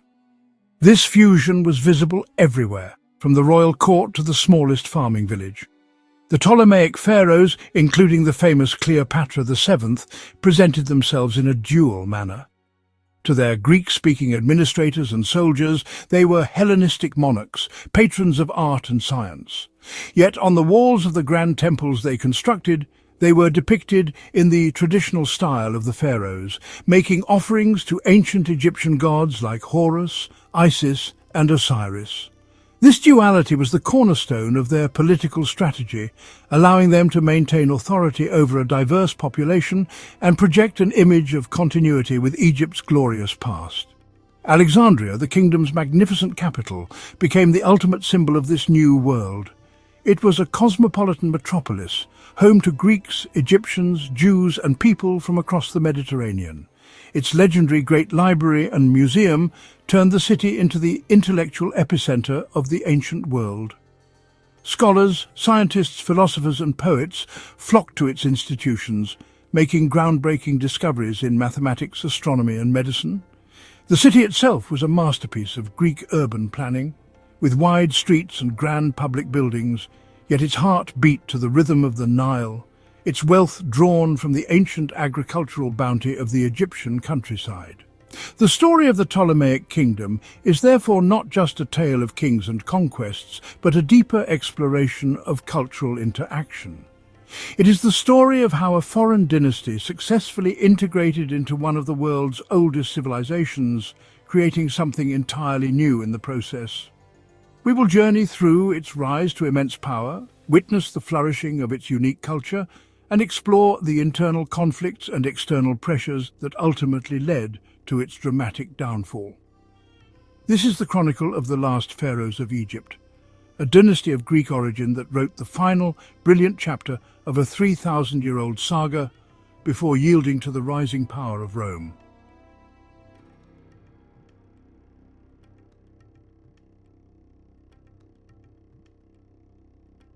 Alexander the Great's death in 323 BC triggered shockwaves across his empire. The world held its breath. The king was gone, leaving a power vacuum. He had no clear heir. His generals, the Diadochi, carved up the world. Decades of conflict, the wars of the successors, replaced unity. Each general saw himself as the rightful heir. Ptolemy set his sights on Egypt. He knew Egypt was secure and prosperous. It was a land that could sustain itself. Ptolemy moved swiftly to consolidate his control. Ptolemy was determined to thrive, establishing a lasting kingdom. Ptolemy's first and most audacious act was the hijacking of Alexander the Great's funeral cortege. The body of the deified conqueror was being transported back to Macedon for burial, a procession of immense symbolic importance. Perdiccas, the imperial regent, intended to use the burial to legitimize his own authority. However, Ptolemy intercepted the procession in Syria and diverted it to Egypt. This was an act of breathtaking defiance. By bringing Alexander's body to Memphis and later to a magnificent tomb in Alexandria, Ptolemy was making a powerful statement. He was positioning himself as the true successor, the guardian of Alexander's legacy, and linking his own destiny directly to that of the celebrated hero. This bold move was a direct challenge to Perdiccas and the central authority of the empire, inevitably leading to war. In 321 BC, Perdiccas marched his grand imperial army to the borders of Egypt, determined to crush the defiant satrap. The ensuing conflict was a critical test for Ptolemy. He faced a numerically superior force led by the empire's most powerful man. Yet Ptolemy's strategic genius and the natural defences of the Nile proved decisive. He successfully repelled Perdiccas' attempts to cross the river, inflicting heavy casualties on the invading army. The failure was a humiliation for Perdiccas, whose own troops, demoralized and resentful, assassinated him in his tent. The defeat and death of Perdiccas dramatically altered the political landscape. Ptolemy's victory not only secured his hold on Egypt, but also elevated his status among the other Diadochi. He was no longer just a clever opportunist, he was a proven military commander who had successfully defended his realm against the full might of the empire. He prudently declined the offer to become the new regent, preferring to consolidate his power base in Egypt rather than get entangled in the chaotic politics of the wider empire. This decision showcased his remarkable foresight, a quality that would serve him well in the turbulent decades that followed. Over the next 20 years, Ptolemy continued to navigate the treacherous waters of the successor wars. He engaged in conflicts across the eastern Mediterranean, fighting to secure buffer zones for Egypt in Cyrene, Cyprus, and the Levant. He fought against the formidable Antigonus the One-Eyed, who sought to reunite Alexander's empire under his own rule. Though he suffered occasional setbacks, Ptolemy's primary focus never wavered from his Egyptian stronghold. Each campaign was carefully calculated to protect his core territory and enhance its wealth and security. He was patiently laying the groundwork for a kingdom that would endure for generations to come. By 305 BC, Alexander's unified empire was dead. The most powerful Diadochi, including Ptolemy, declared themselves kings. Ptolemy I became king of Egypt, adopting the title Basilius and the traditional title of Pharaoh. His reign marked the beginning of the Ptolemaic Dynasty. Ptolemy defended Rhodes against Demetrius, earning the title Soter, meaning saviour. Ptolemy's rule was characterized by effective administration and a highly centralized bureaucracy. In 285 BC, Ptolemy abdicated, making his son co-regent. He left behind a stable and powerful kingdom. Ptolemy transformed Alexandria into the glittering capital of his kingdom. He founded the Great Library and the Museum, intellectual hubs of the Mediterranean world. The library aimed to collect all the world's knowledge, attracting scholars, scientists, and philosophers.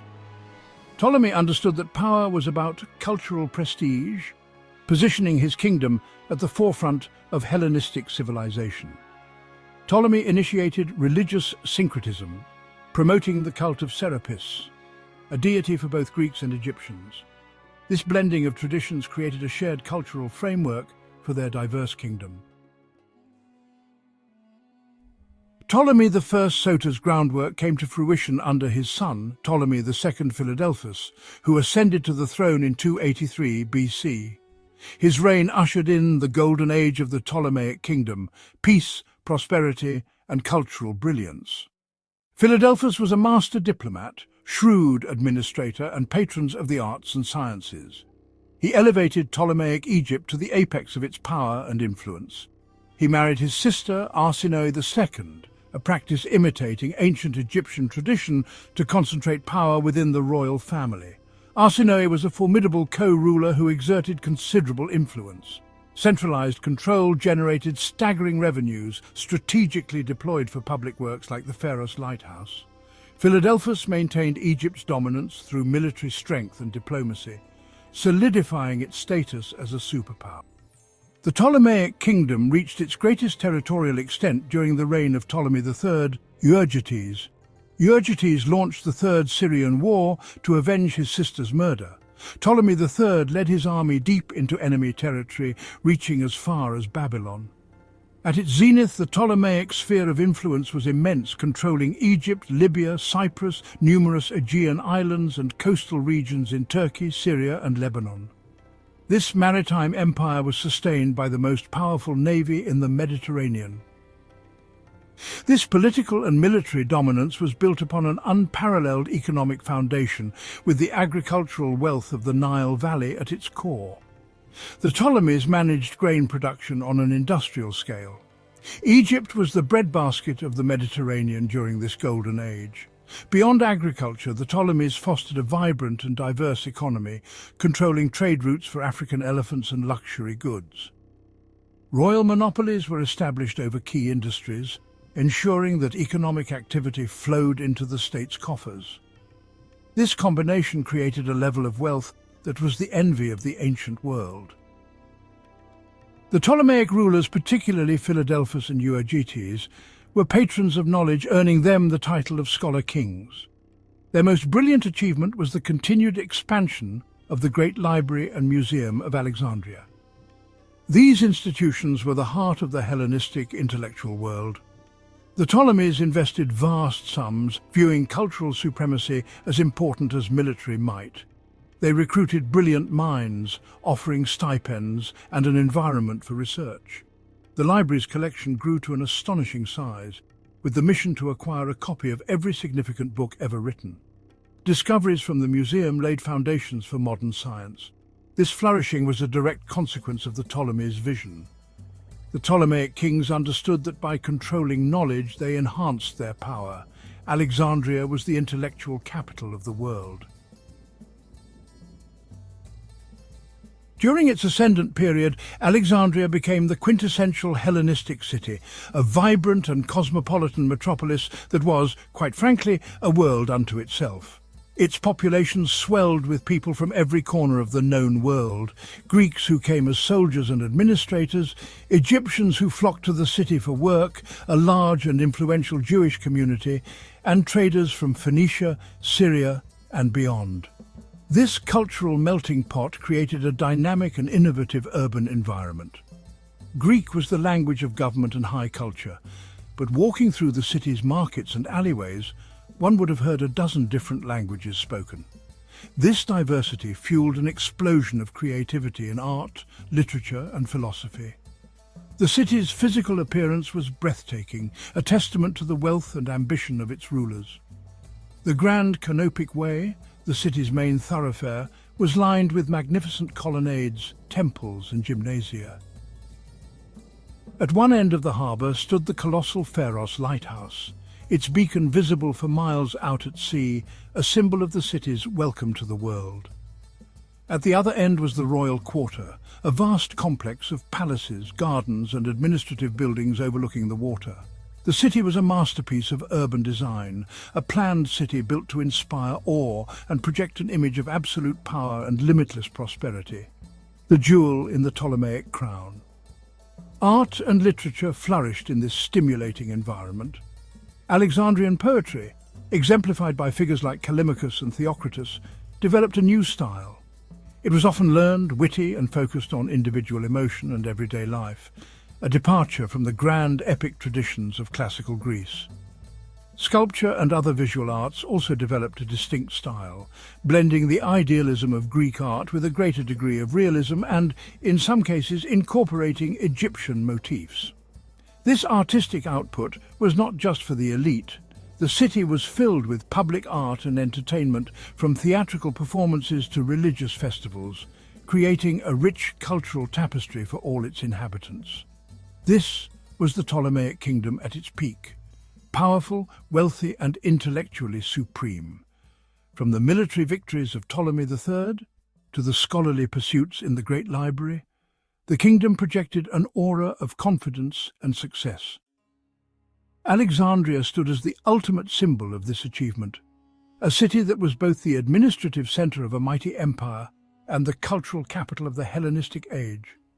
It was truly a golden era where the fusion of Greek ingenuity and Egyptian resources created one of the most brilliant civilizations of antiquity.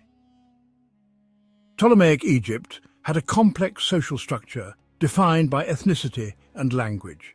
The king and Greek nobles were at the top, followed by officials and landowners. Below them were Greek settlers, soldiers, merchants and scholars. The majority were native Egyptians, farmers, labourers and artisans at the bottom. A divided legal system favoured Greeks, causing tension and revolts. Over time, a mixed population emerged through intermarriage and cultural exchange, blurring social lines.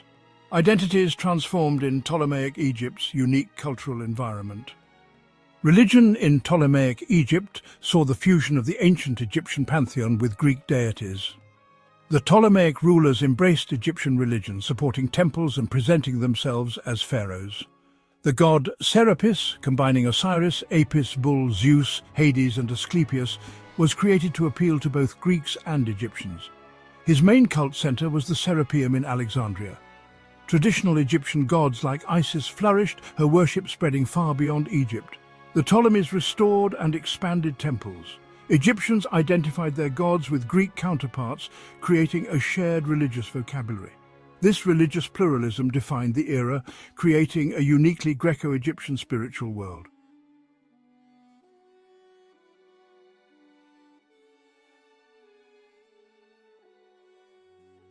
The Ptolemaic dynasty left behind magnificent temples throughout Upper Egypt.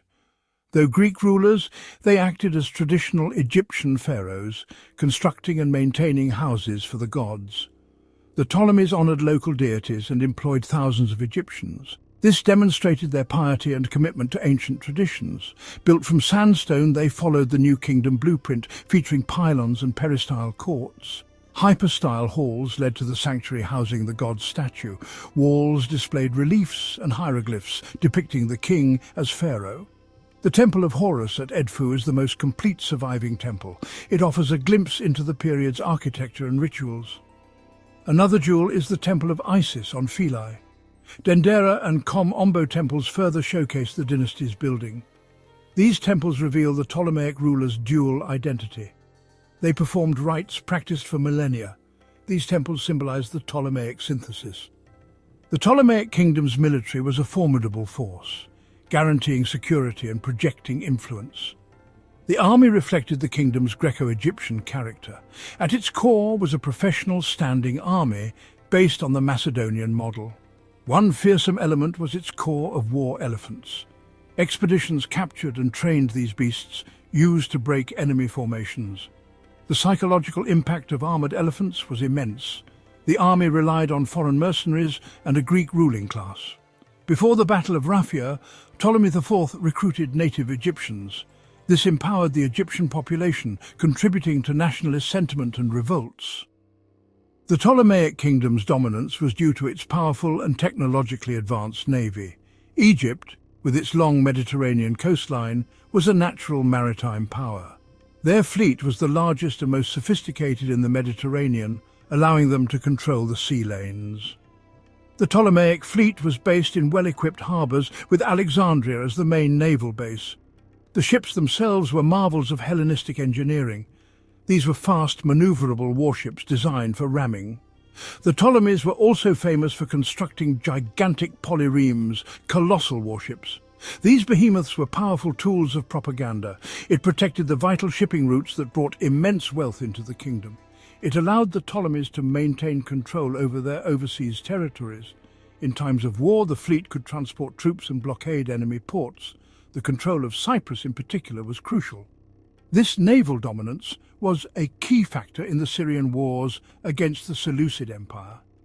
The Ptolemaic navy allowed Egypt to support its allies and raid enemy coastlines. The Ptolemaic fleet was a clear signal of the kingdom's power. The Ptolemaic kingdom's power was built on the Nile's fertile land and a tightly controlled economy. The Ptolemies boosted agriculture with new crops and irrigation, making Egypt the breadbasket of the Mediterranean. Alexandria and Red Sea ports turned Egypt into a global trade hub, taxing exotic imports and exporting grain. The king monopolized key industries: papyrus, textiles, oil, brewing, mining, ensuring profits flowed straight to the royal treasury. Greek-speaking bureaucrats managed every detail, but this efficiency came at a cost: heavy taxes and labor demands on ordinary Egyptians. This wealth funded armies and monuments, But the system's inequalities would eventually fuel unrest. Under Ptolemy IV, weak leadership and corruption eroded the kingdom's stability.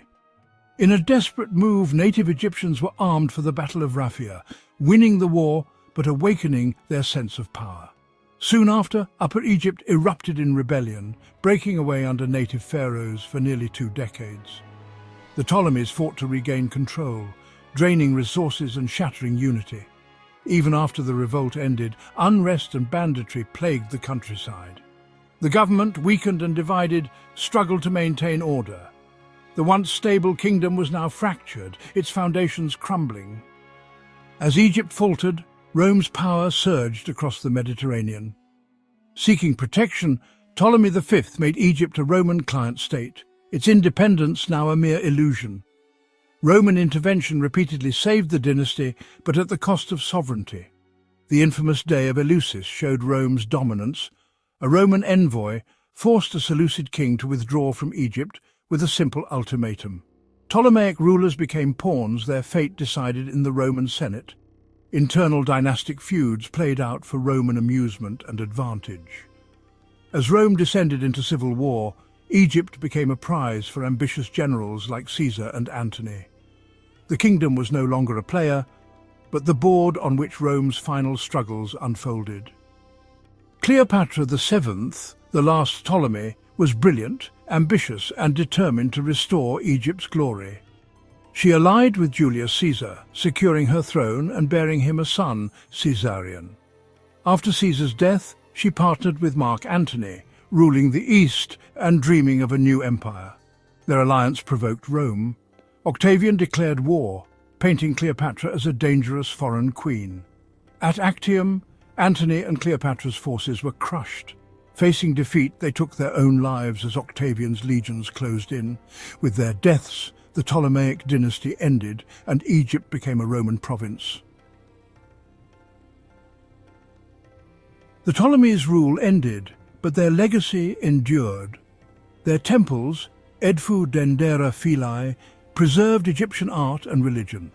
The Library of Alexandria made Egypt the intellectual heart of the ancient world, shaping science and philosophy for centuries. Greek and Egyptian cultures fused, influencing art and spreading the cult of Isis across the Roman Empire. Their administrative system, centralized, efficient and exploitative, became the model for Roman rule. Egypt remained the empire's breadbasket, its wealth and knowledge outliving the dynasty. The Ptolemies left a mark on history, carved in stone and memory. The Ptolemaic dynasty had strange traditions, most notably royal sibling marriage. Beginning with Ptolemy II and his sister Arsinoe II, many Ptolemaic kings married their sisters, imitating the divine marriages in Egyptian mythology. This reinforced the dynasty's status and kept power within the family. Another peculiar aspect was the repetitive use of names like Ptolemy, Cleopatra, or Berenice. Historians use epithets to distinguish them, like Ptolemy II Philadelphus or Ptolemy VIII Euergetes II, nicknamed Potbelly. The Ptolemies also maintained a unique core of war elephants, sourcing smaller African forest elephants. These elephants became a symbol of Ptolemaic power. With Cleopatra's death in 30 BC, Egypt was annexed by Octavian, soon to be Emperor Augustus. The transformation was immediate. Egypt became the Roman emperor's personal property. Its wealth flowed directly into his treasury. Egypt was the empire's breadbasket, its resources under absolute control. Culturally, the Roman era saw a continuation of the Greco-Egyptian synthesis. Mummy portraits flourished, combining Egyptian mummification with Greco-Roman portraiture. Roman emperors were depicted as pharaohs in temples. Egypt's primary role became economic, to produce grain to feed Rome. The land of the pharaohs was now a cog in the machine of Roman power. Our journey through the history of the Ptolemaic Kingdom has taken us from its founder, Ptolemy I Soter, to its last queen, Cleopatra VII. For 3 centuries, this Macedonian Greek dynasty ruled over Egypt, presiding over a period of immense wealth and cultural fusion. They built a kingdom that was both a formidable military power and a beacon of Hellenistic civilization. The Ptolemaic pharaohs presented themselves as legitimate successors to Egypt's ancient rulers. Yet the seeds of decay were sown within the dynasty itself, through weak rulers and family rivalries. This internal weakness made the Ptolemaic state vulnerable to the rising power of Rome. With Cleopatra's death, the line of the Ptolemies was extinguished. The last chapter of ancient Egypt had been written by a Greek dynasty.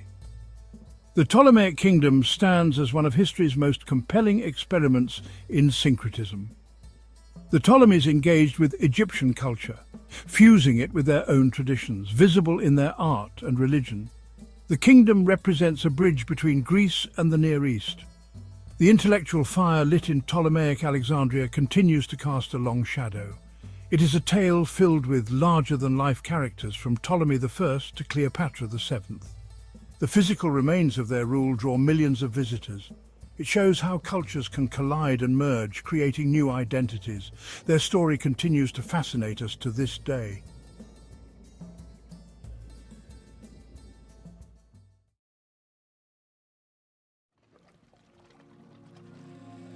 France in the late 18th century was a nation ablaze with revolution and ambition. The streets of Paris echoed with the cries of liberty, equality and fraternity as the old order was dismantled and a new era began to take shape. The French Revolution had reshaped the political landscape, toppling monarchies and challenging the very foundations of European society. It was a time of great upheaval and even greater possibilities. Amidst this chaos, a young general named Napoleon Bonaparte was rising to prominence. His military prowess and strategic genius were quickly becoming the stuff of legend. His eyes were set on glory, and his gaze fell upon the ancient land of Egypt. To him, Egypt was not just a distant land, but a gateway to immortality. Egypt, once a cradle of civilization, is now a strategic prize. Its location at the crossroads of Africa and Asia made it a key to controlling trade routes and exerting influence over the region. It holds the promise of disrupting British trade routes to India and expanding French influence. Control over Egypt could shift the balance of power in Europe. Napoleon, however, saw beyond the geopolitical chessboard. He was not just a soldier, he was a visionary. He was captivated by the stories of Egypt's glorious past. The land of the pharaohs, with its pyramids and ancient mysteries, called to him like a siren song. The pharaohs, the pyramids, the mysteries of a lost civilization, these ignited a fire in his imagination. He dreamed of uncovering the secrets that had been buried for millennia. Not just as a conqueror, but as a patron of knowledge, a beacon of enlightenment in a world shrouded in darkness. Uncovering the secrets buried beneath the sands. The treasures of Egypt were not just gold and jewels, but the wisdom of an ancient civilization. In 1798, Napoleon embarked on his Egyptian expedition. It was a bold and audacious move, one that would test his leadership and vision. He carried with him not just the might of the French army, but the hopes and dreams of a nation, but also a contingent of scholars, scientists and artists. This was no ordinary military campaign. It was a quest for knowledge. This was a dual mission, to conquer Egypt and to unravel its ancient mysteries. The expedition was as much about discovery as it was about domination. The expedition resonates with the spirit of the Enlightenment. It was a time when reason and science were seen as the keys to unlocking the mysteries of the world. Europe is in the throes of intellectual curiosity, eager to rediscover its classical past. The scholars who accompanied Napoleon were driven by a thirst for knowledge, eager to rediscover its classical past. They sought to bring the light of understanding to the dark corners of history. Egypt, with its ancient civilization and enigmatic monuments, holds an irresistible allure. It was a land of wonder and mystery, waiting to be explored. The expedition was a testament to Napoleon's belief in the power of knowledge, even as he waged war. He saw himself as a bridge between the past and the future. Even as he waged war. The battles fought in the sands of Egypt were not just for territory, but for the soul of a civilization. He saw the conquest of Egypt not just as a military objective, but as an opportunity to advance human understanding. It was a chance to rewrite history.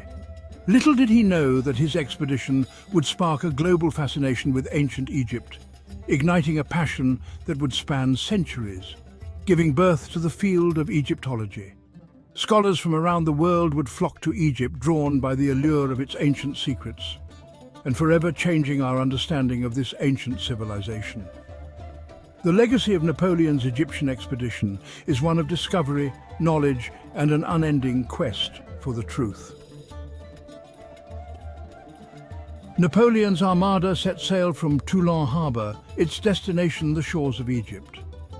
This ambitious expedition was not just a military endeavour, but a grand vision of conquest and enlightenment. The ships were laden not only with soldiers and weaponry, but also with scientific instruments, books and art supplies.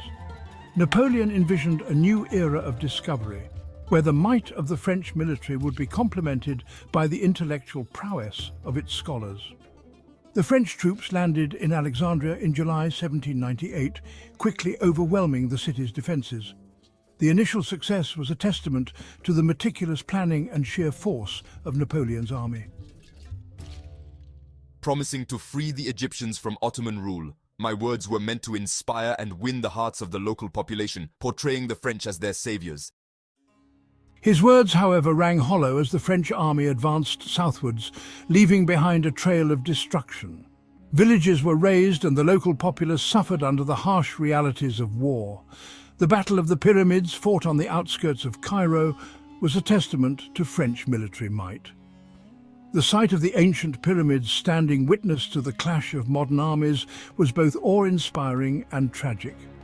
The Mamluk cavalry, though renowned for their prowess, was no match for the disciplined volleys of the French infantry. The battle showcased the superiority of French tactics and the devastating effectiveness of their firepower.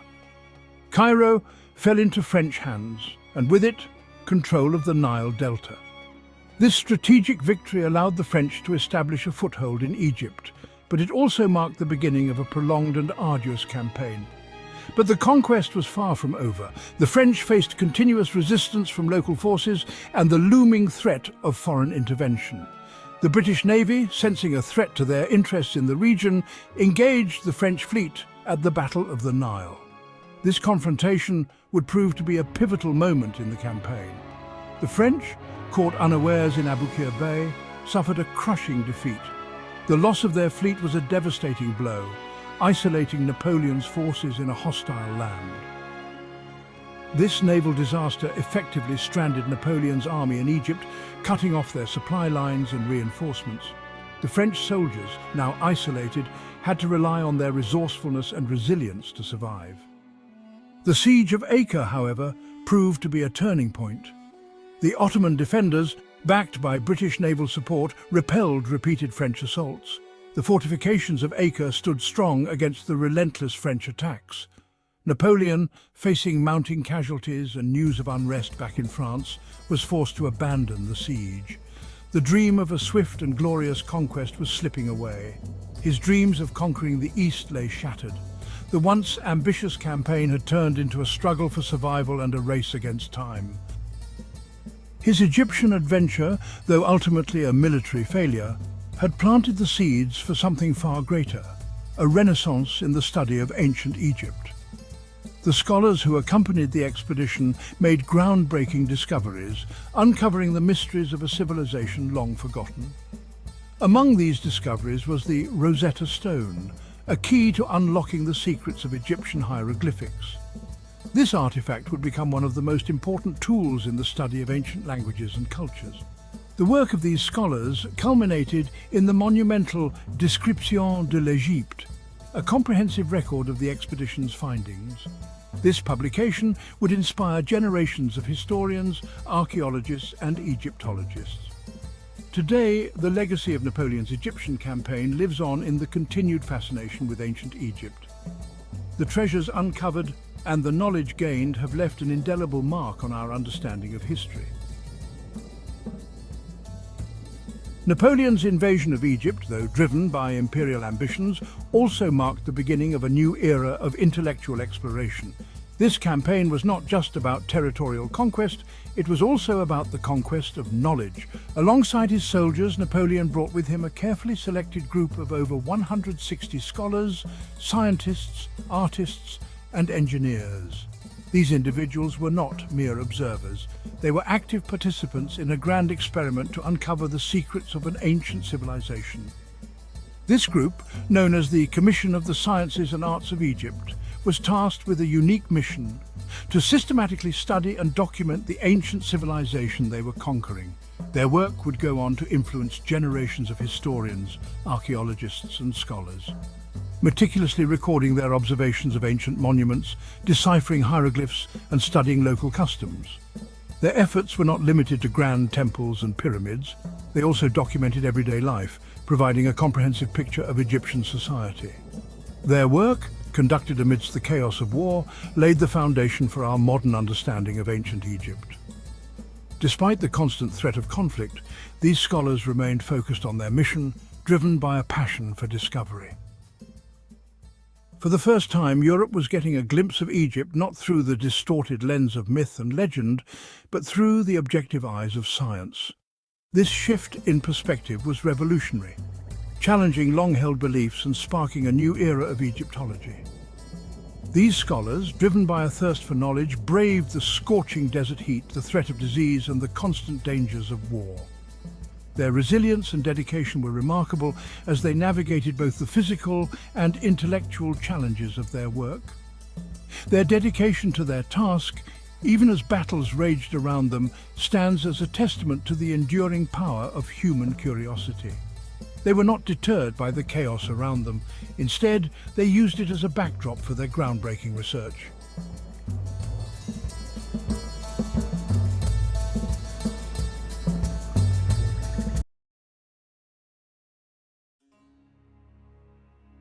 Ancient Egypt. The name conjures images of towering pyramids, enigmatic pharaohs, and hieroglyphs whispering secrets across millennia. This civilization, nestled along the fertile Nile River, stands as one of the most significant in human history. Its legacy echoes through time, influencing art, architecture, religion, and governance for thousands of years. Emerging around 3000 BC, ancient Egypt blossomed in a period when most of the world was still grappling with rudimentary forms of society. This remarkable civilization, with its sophisticated systems of writing, government, and cosmology, left an indelible mark on the trajectory of human development. From the moment its first dynasty took power to the twilight of its final pharaoh, ancient Egypt was a beacon of innovation and culture. Its story is a tapestry woven from the threads of ambition, faith, and the relentless pursuit of order in a world often defined by chaos. Before the rise of the pharaohs, Egypt was a land divided. The vast and fertile Nile River Valley was home to numerous small communities and tribes, each with its own customs, beliefs, and ways of life. These communities were spread across the length of the Nile, from the delta in the north to the cataracts in the south. Two prominent kingdoms, Upper and Lower Egypt, emerged as dominant forces in this fragmented landscape. Upper Egypt, located in the southern part of the country, was characterized by its narrow strip of fertile land along the Nile, while Lower Egypt, in the north, encompassed the broad and marshy delta region. Each kingdom had its own ruler, known as a king, and distinct cultural practices that reflected their unique environments and ways of life. The unification of these two lands under a single ruler marked a pivotal moment in Egyptian history. This monumental event not only brought an end to the long-standing rivalry between Upper and Lower Egypt, but also ushered in the era of pharaonic rule. The consolidation of power under one ruler laid the foundation for the rise of a powerful and enduring civilization, characterized by remarkable achievements in art, architecture, and governance. Around 3100 BC, a king named Menes, who hailed from Upper Egypt, embarked on a campaign to conquer Lower Egypt. Through a combination of military prowess and strategic alliances, Menes succeeded in uniting the two lands under his rule. This unification was symbolized by the double crown, which combined the white crown of Upper Egypt and the red crown of Lower Egypt, signifying the unity of the two regions. This momentous event marked the beginning of the early dynastic period and the birth of ancient Egypt as we know it. The unification of Upper and Lower Egypt set the stage for the development of a centralized state, with a strong and stable government that could oversee large-scale projects and manage the resources of the entire Nile Valley. While there is some debate among scholars about the exact identity of Menes, with some suggesting that he may have been a composite figure or that his achievements were attributed to multiple rulers, his achievement in unifying Egypt is undeniable. The legacy of Menes, whether as a single individual or a symbolic representation of early Egyptian kingship, remains a cornerstone of Egyptian history. With the establishment of the First Dynasty, a new era of centralized rule and political stability dawned upon Egypt. The pharaohs of the First Dynasty set the precedent for future rulers, establishing a system of governance that would endure for millennia. This centralized authority allowed for the efficient administration of the kingdom, the collection of taxes, and the organization of labor for monumental building projects. This newfound unity allowed for greater cooperation, resource management, and cultural exchange among the various regions of Egypt. The centralized government facilitated the construction of impressive architectural feats such as the early pyramids and temples, and the development of a sophisticated system of writing and record-keeping. These achievements set the stage for the remarkable accomplishments that would characterize the Old Kingdom period, often referred to as the Age of the Pyramids, when Egypt reached new heights of cultural and technological advancement. The early pharaohs were not merely rulers, they were considered divine beings, intermediaries between the gods and humanity. They were seen as the earthly embodiment of the gods, with a divine right to rule. This belief granted them unparalleled authority and reverence among their subjects. They wielded absolute power, controlling all aspects of Egyptian life, from the construction of monumental tombs and temples to the management of agriculture and trade. The pharaohs oversaw the building of grand structures that would stand the test of time, serving as both tombs and temples to honor the gods and themselves. Their influence extended to the fertile lands along the Nile, where they directed agricultural practices to ensure bountiful harvests, which were crucial for the sustenance of their people and the prosperity of their kingdom. Trade routes were established and maintained under their watchful eyes, bringing in goods and wealth from distant lands. Their reigns were marked by ambitious building projects, military campaigns, and the development of a complex administrative system that would serve as the backbone of Egyptian society for centuries to come. These projects were not just displays of power, but also served practical purposes, such as fortifying the kingdom's defenses and showcasing their divine favor. The military campaigns expanded their territories and brought in resources, while the administrative system ensured that the vast empire was efficiently managed, with a bureaucracy that kept meticulous records and facilitated the smooth running of the state. One of the most significant figures of this early period was King Djoser, the second pharaoh of the Third Dynasty. His reign marked a period of great innovation and development in ancient Egypt. Djoser is credited with commissioning the construction of the Step Pyramid at Saqqara, the earliest known example of a monumental stone structure in Egypt. This pyramid was a revolutionary architectural feat, setting a precedent for future constructions. It was not just a tomb, but a symbol of the pharaoh's divine power and a testament to the advanced engineering skills of the ancient Egyptians. This innovative pyramid, designed by the architect Imhotep, marked a turning point in Egyptian architecture and funerary practices. Imhotep, who was later deified, introduced the use of stone as a building material, which allowed for more durable and grandiose structures. The Step Pyramid's design influenced the construction of subsequent pyramids and became a model for future generations. Another prominent ruler of this era was King Sneferu, the founder of the Fourth Dynasty. His reign was characterized by significant architectural and military achievements. Sneferu was a prolific builder, credited with the construction of at least 3 major pyramids. These included the Bent Pyramid and the Red Pyramid, which showcased advancements in engineering and construction techniques. His ambitious building projects not only demonstrated his power, but also laid the groundwork for the construction of the Great Pyramids of Giza by his successors. His reign was also marked by military campaigns into Nubia and Libya, expanding the borders of the Egyptian state and securing valuable resources. These campaigns were crucial for the kingdom's economic stability and growth, as they brought in gold, slaves, and other resources that bolstered the pharaoh's wealth and power. Sneferu's military prowess and strategic acumen ensured that Egypt remained a dominant force in the region, with a legacy that would influence future generations of rulers.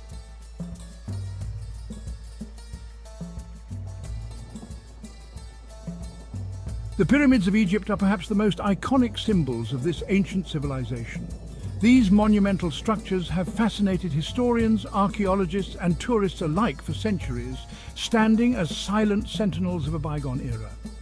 These colossal structures, built as tombs for the pharaohs and their consorts, stand as testaments to the ingenuity, organizational skills, and religious beliefs of the ancient Egyptians. The sheer scale and precision of these pyramids continue to baffle modern engineers and architects, showcasing the advanced understanding of mathematics and astronomy possessed by the ancient builders. The construction of these massive monuments required an immense amount of labor and resources, reflecting the pharaohs' absolute power and their desire to leave an enduring legacy in the sands of time.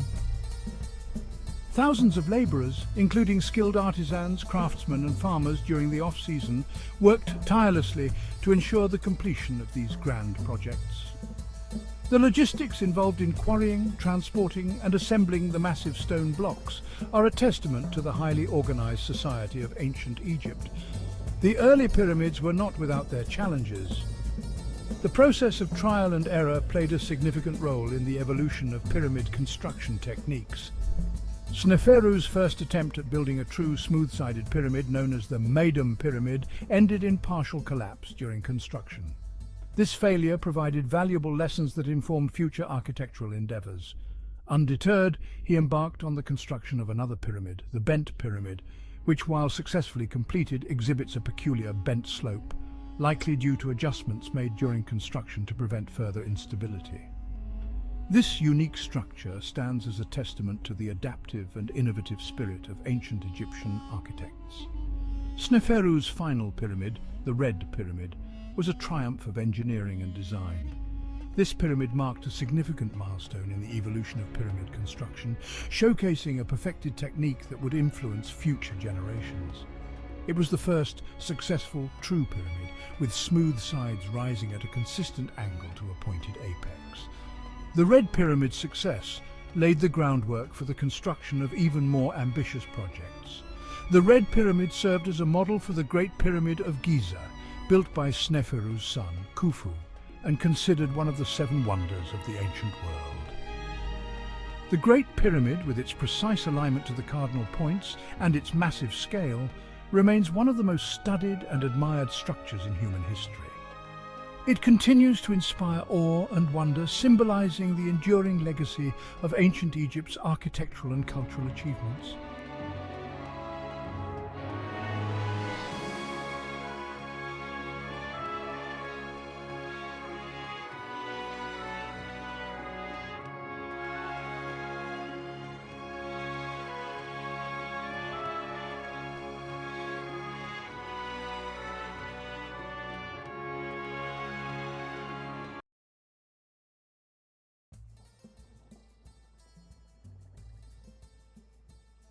The Nile, a river that flows north, bringing life to a desert. For thousands of years it shaped Egypt, its floods both awe-inspiring and essential. From fertile delta to arid desert, the Nile is a lifeline.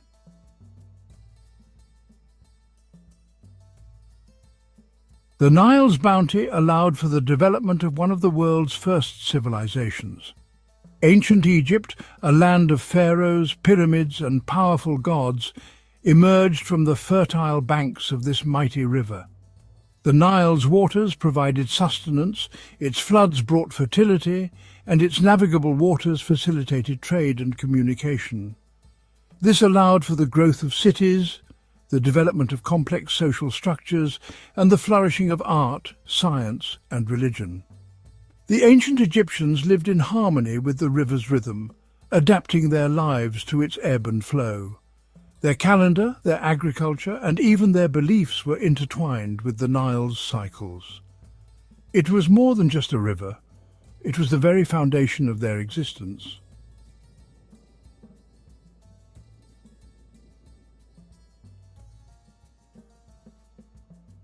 To the ancient Egyptians, the Nile was not merely a river, it was a divine entity, a god whose benevolence sustained their very existence. They called him Hapi, the god of the annual flood, depicted as a benevolent figure with a large belly and pendulous breasts, symbolizing fertility and abundance. Temples were erected in his honor, and elaborate rituals were performed to appease him and ensure the timely arrival of the annual flood. Offerings of food, flowers, and precious metals were made, and hymns were sung praising his life-giving waters.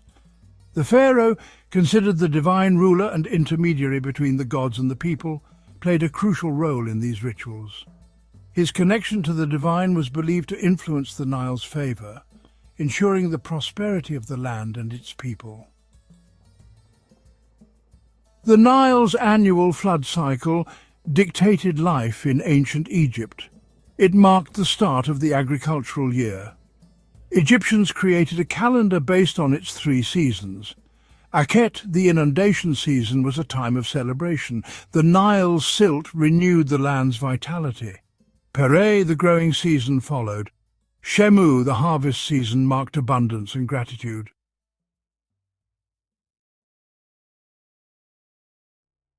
The cultural significance of the Nile is deeply etched into the very fabric of ancient Egyptian civilization.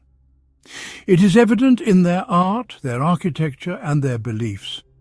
Tomb paintings depict scenes of life along the riverbanks, showcasing the abundance it brought.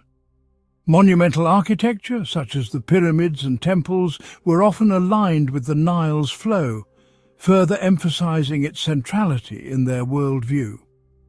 The orientation of these structures suggests a deep reverence for the river's journey from south to north, mirroring the sun's path across the sky. The Nile's influence extended even to the afterlife. The Egyptians believed that the soul, after death, journeyed westward across the Nile, mirroring the sun's journey into the underworld. This belief is reflected in the layout of tombs and the placement of funerary goods. The ancient Egyptians wove intricate myths to explain the Nile's floods. One such myth tells of Isis and her beloved Osiris. Osiris, murdered by his brother Set, was dismembered. Isis searched tirelessly for his remains. Her tears overflowed the Nile, causing the annual flood. Each year her tears replenished the land, bringing life to Egypt.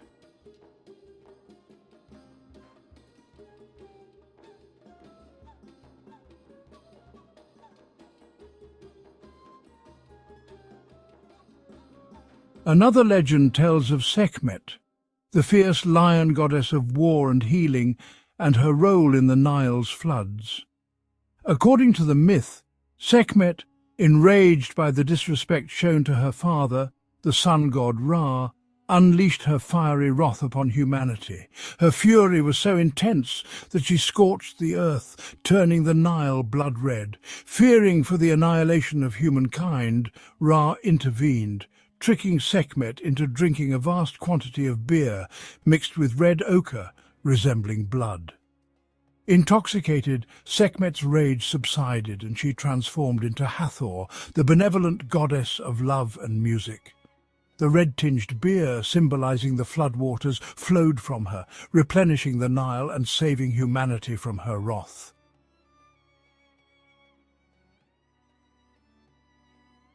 The Nile's significance transcended the earthly realm, playing a crucial role in the Egyptian afterlife beliefs. They believed that the Nile flowed through the underworld, the Duat, providing sustenance to the souls residing there. The deceased, embarking on their perilous journey through the underworld, relied on the Nile's waters for sustenance and guidance. Funerary texts, such as the Book of the Dead, contain spells and hymns meant to ensure safe passage across the celestial Nile. The Nile, in this context, represented not only physical sustenance but also spiritual renewal and rebirth. Just as it brought life to the land of Egypt, it also nourished the souls in the afterlife, ensuring their continued existence in the realm beyond death.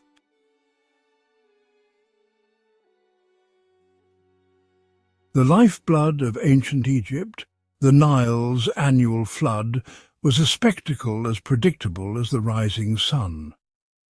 Every year, like clockwork, the river would swell, engulfing its banks and transforming the arid landscape into a fertile expanse of water. This inundation, far from being feared, was eagerly anticipated.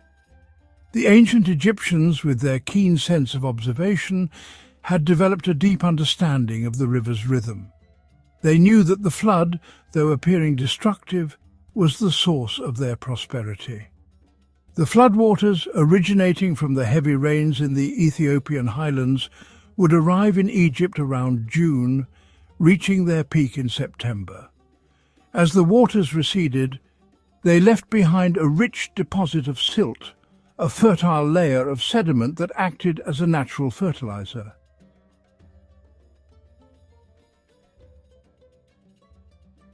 The ancient Egyptians recognized the source of their bounty, referring to the southern lands as Taseti, meaning the land of the bow.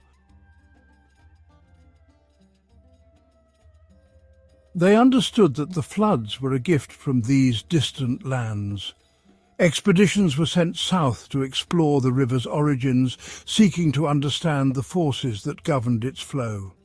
These journeys, though fraught with peril, provided valuable knowledge about the Nile's tributaries and the annual rainfall patterns that dictated the flood's intensity.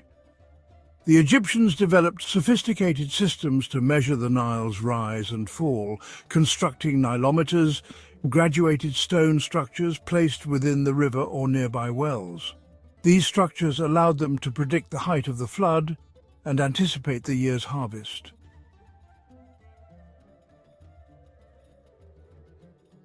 The Nile's annual flood cycle, predictable and life-giving, shaped the rhythm of life in ancient Egypt. It dictated the agricultural calendar, the construction projects, and even the religious festivals. During the inundation, when the fields were submerged, farmers would engage in other activities, like repairing their tools, tending to their livestock, or working on construction projects for the pharaoh. The flood season provided a period of relative respite from the demanding work of agriculture. As the floodwaters receded, the land, rejuvenated by the rich silt deposits, was ready for planting. Farmers would sow their crops, anticipating a bountiful harvest in the months to come. The success of their harvest depended on the Nile's generosity, a testament to their symbiotic relationship with the river.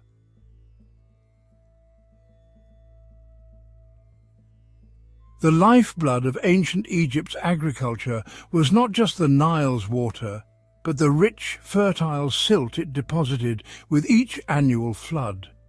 This black, nutrient-rich sediment, carried from the highlands of Ethiopia, held the key to the civilization's agricultural success.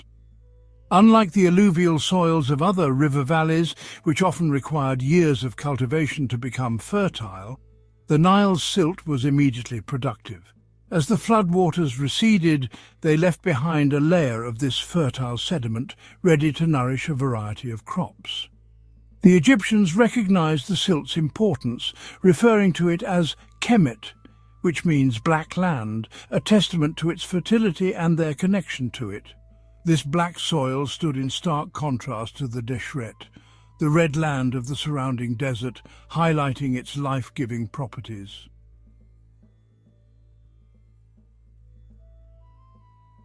To maximize the benefits of the Nile's annual inundation, the ancient Egyptians developed an ingenious system of basin irrigation. This method involved dividing the land into a series of rectangular basins surrounded by earthen dikes to capture and hold the floodwaters.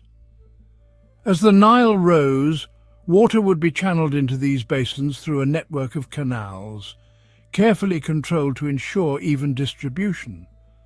The floodwaters, laden with silt, would be allowed to sit in these basins for several weeks, saturating the soil and depositing their fertile load.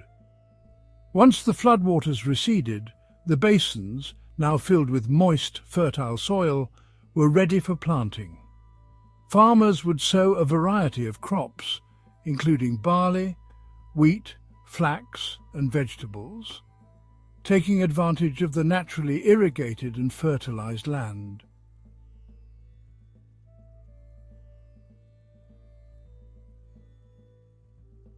Egyptians developed perennial irrigation for year-round cultivation. This allowed them to grow crops even during the dry season. The shaduf, a lever system, was commonly used to lift water. Canals and ditches channeled water from the Nile to fields.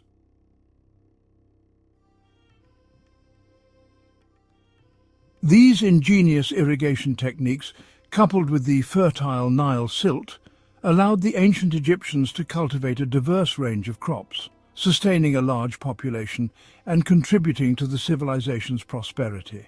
The staple crops of ancient Egypt were barley and wheat, used to make bread, beer and porridge. Flax, another important crop, was used to produce linen, a valuable textile for clothing and other purposes. Vegetables such as onions, garlic, lentils and lettuce added variety to their diet.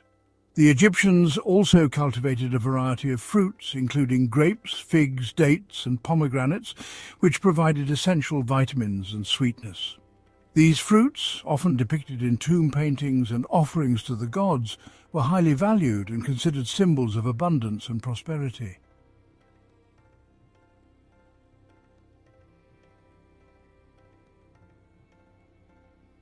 The Nile, once a force of nature, entered a new era in the 20th century, the age of dams. The Aswan High Dam, completed in 1970, altered the river's natural flood cycle.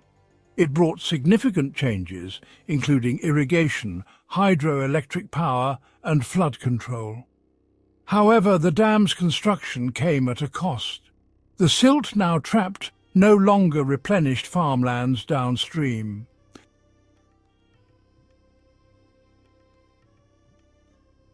The end of the natural flood cycle brought about a new set of challenges. The once fertile soils, deprived of the annual silt deposits, became increasingly saline and less productive over time. The absence of the flood's natural flushing action led to the build-up of salts in the soil, impacting crop yields. The construction of the Aswan High Dam, while providing undeniable benefits, also had ecological consequences. The Nile Delta, once a vibrant ecosystem nourished by the annual influx of nutrients, began to erode, deprived of the silt that once replenished its shores. The dam also impacted the populations of certain fish species, like the sardine, which relied on the annual flood cycle for their breeding grounds. The altered flow of the Nile disrupted their migration patterns, leading to a decline in their numbers. The Nile, the river that gave birth to Egyptian civilization, continues to flow, a silent witness to time's passage. Its legacy is etched into the soul of Egypt. The ancient Egyptians' reverence and ingenious methods inspire awe. The Nile's story reminds us of nature's power and our responsibility.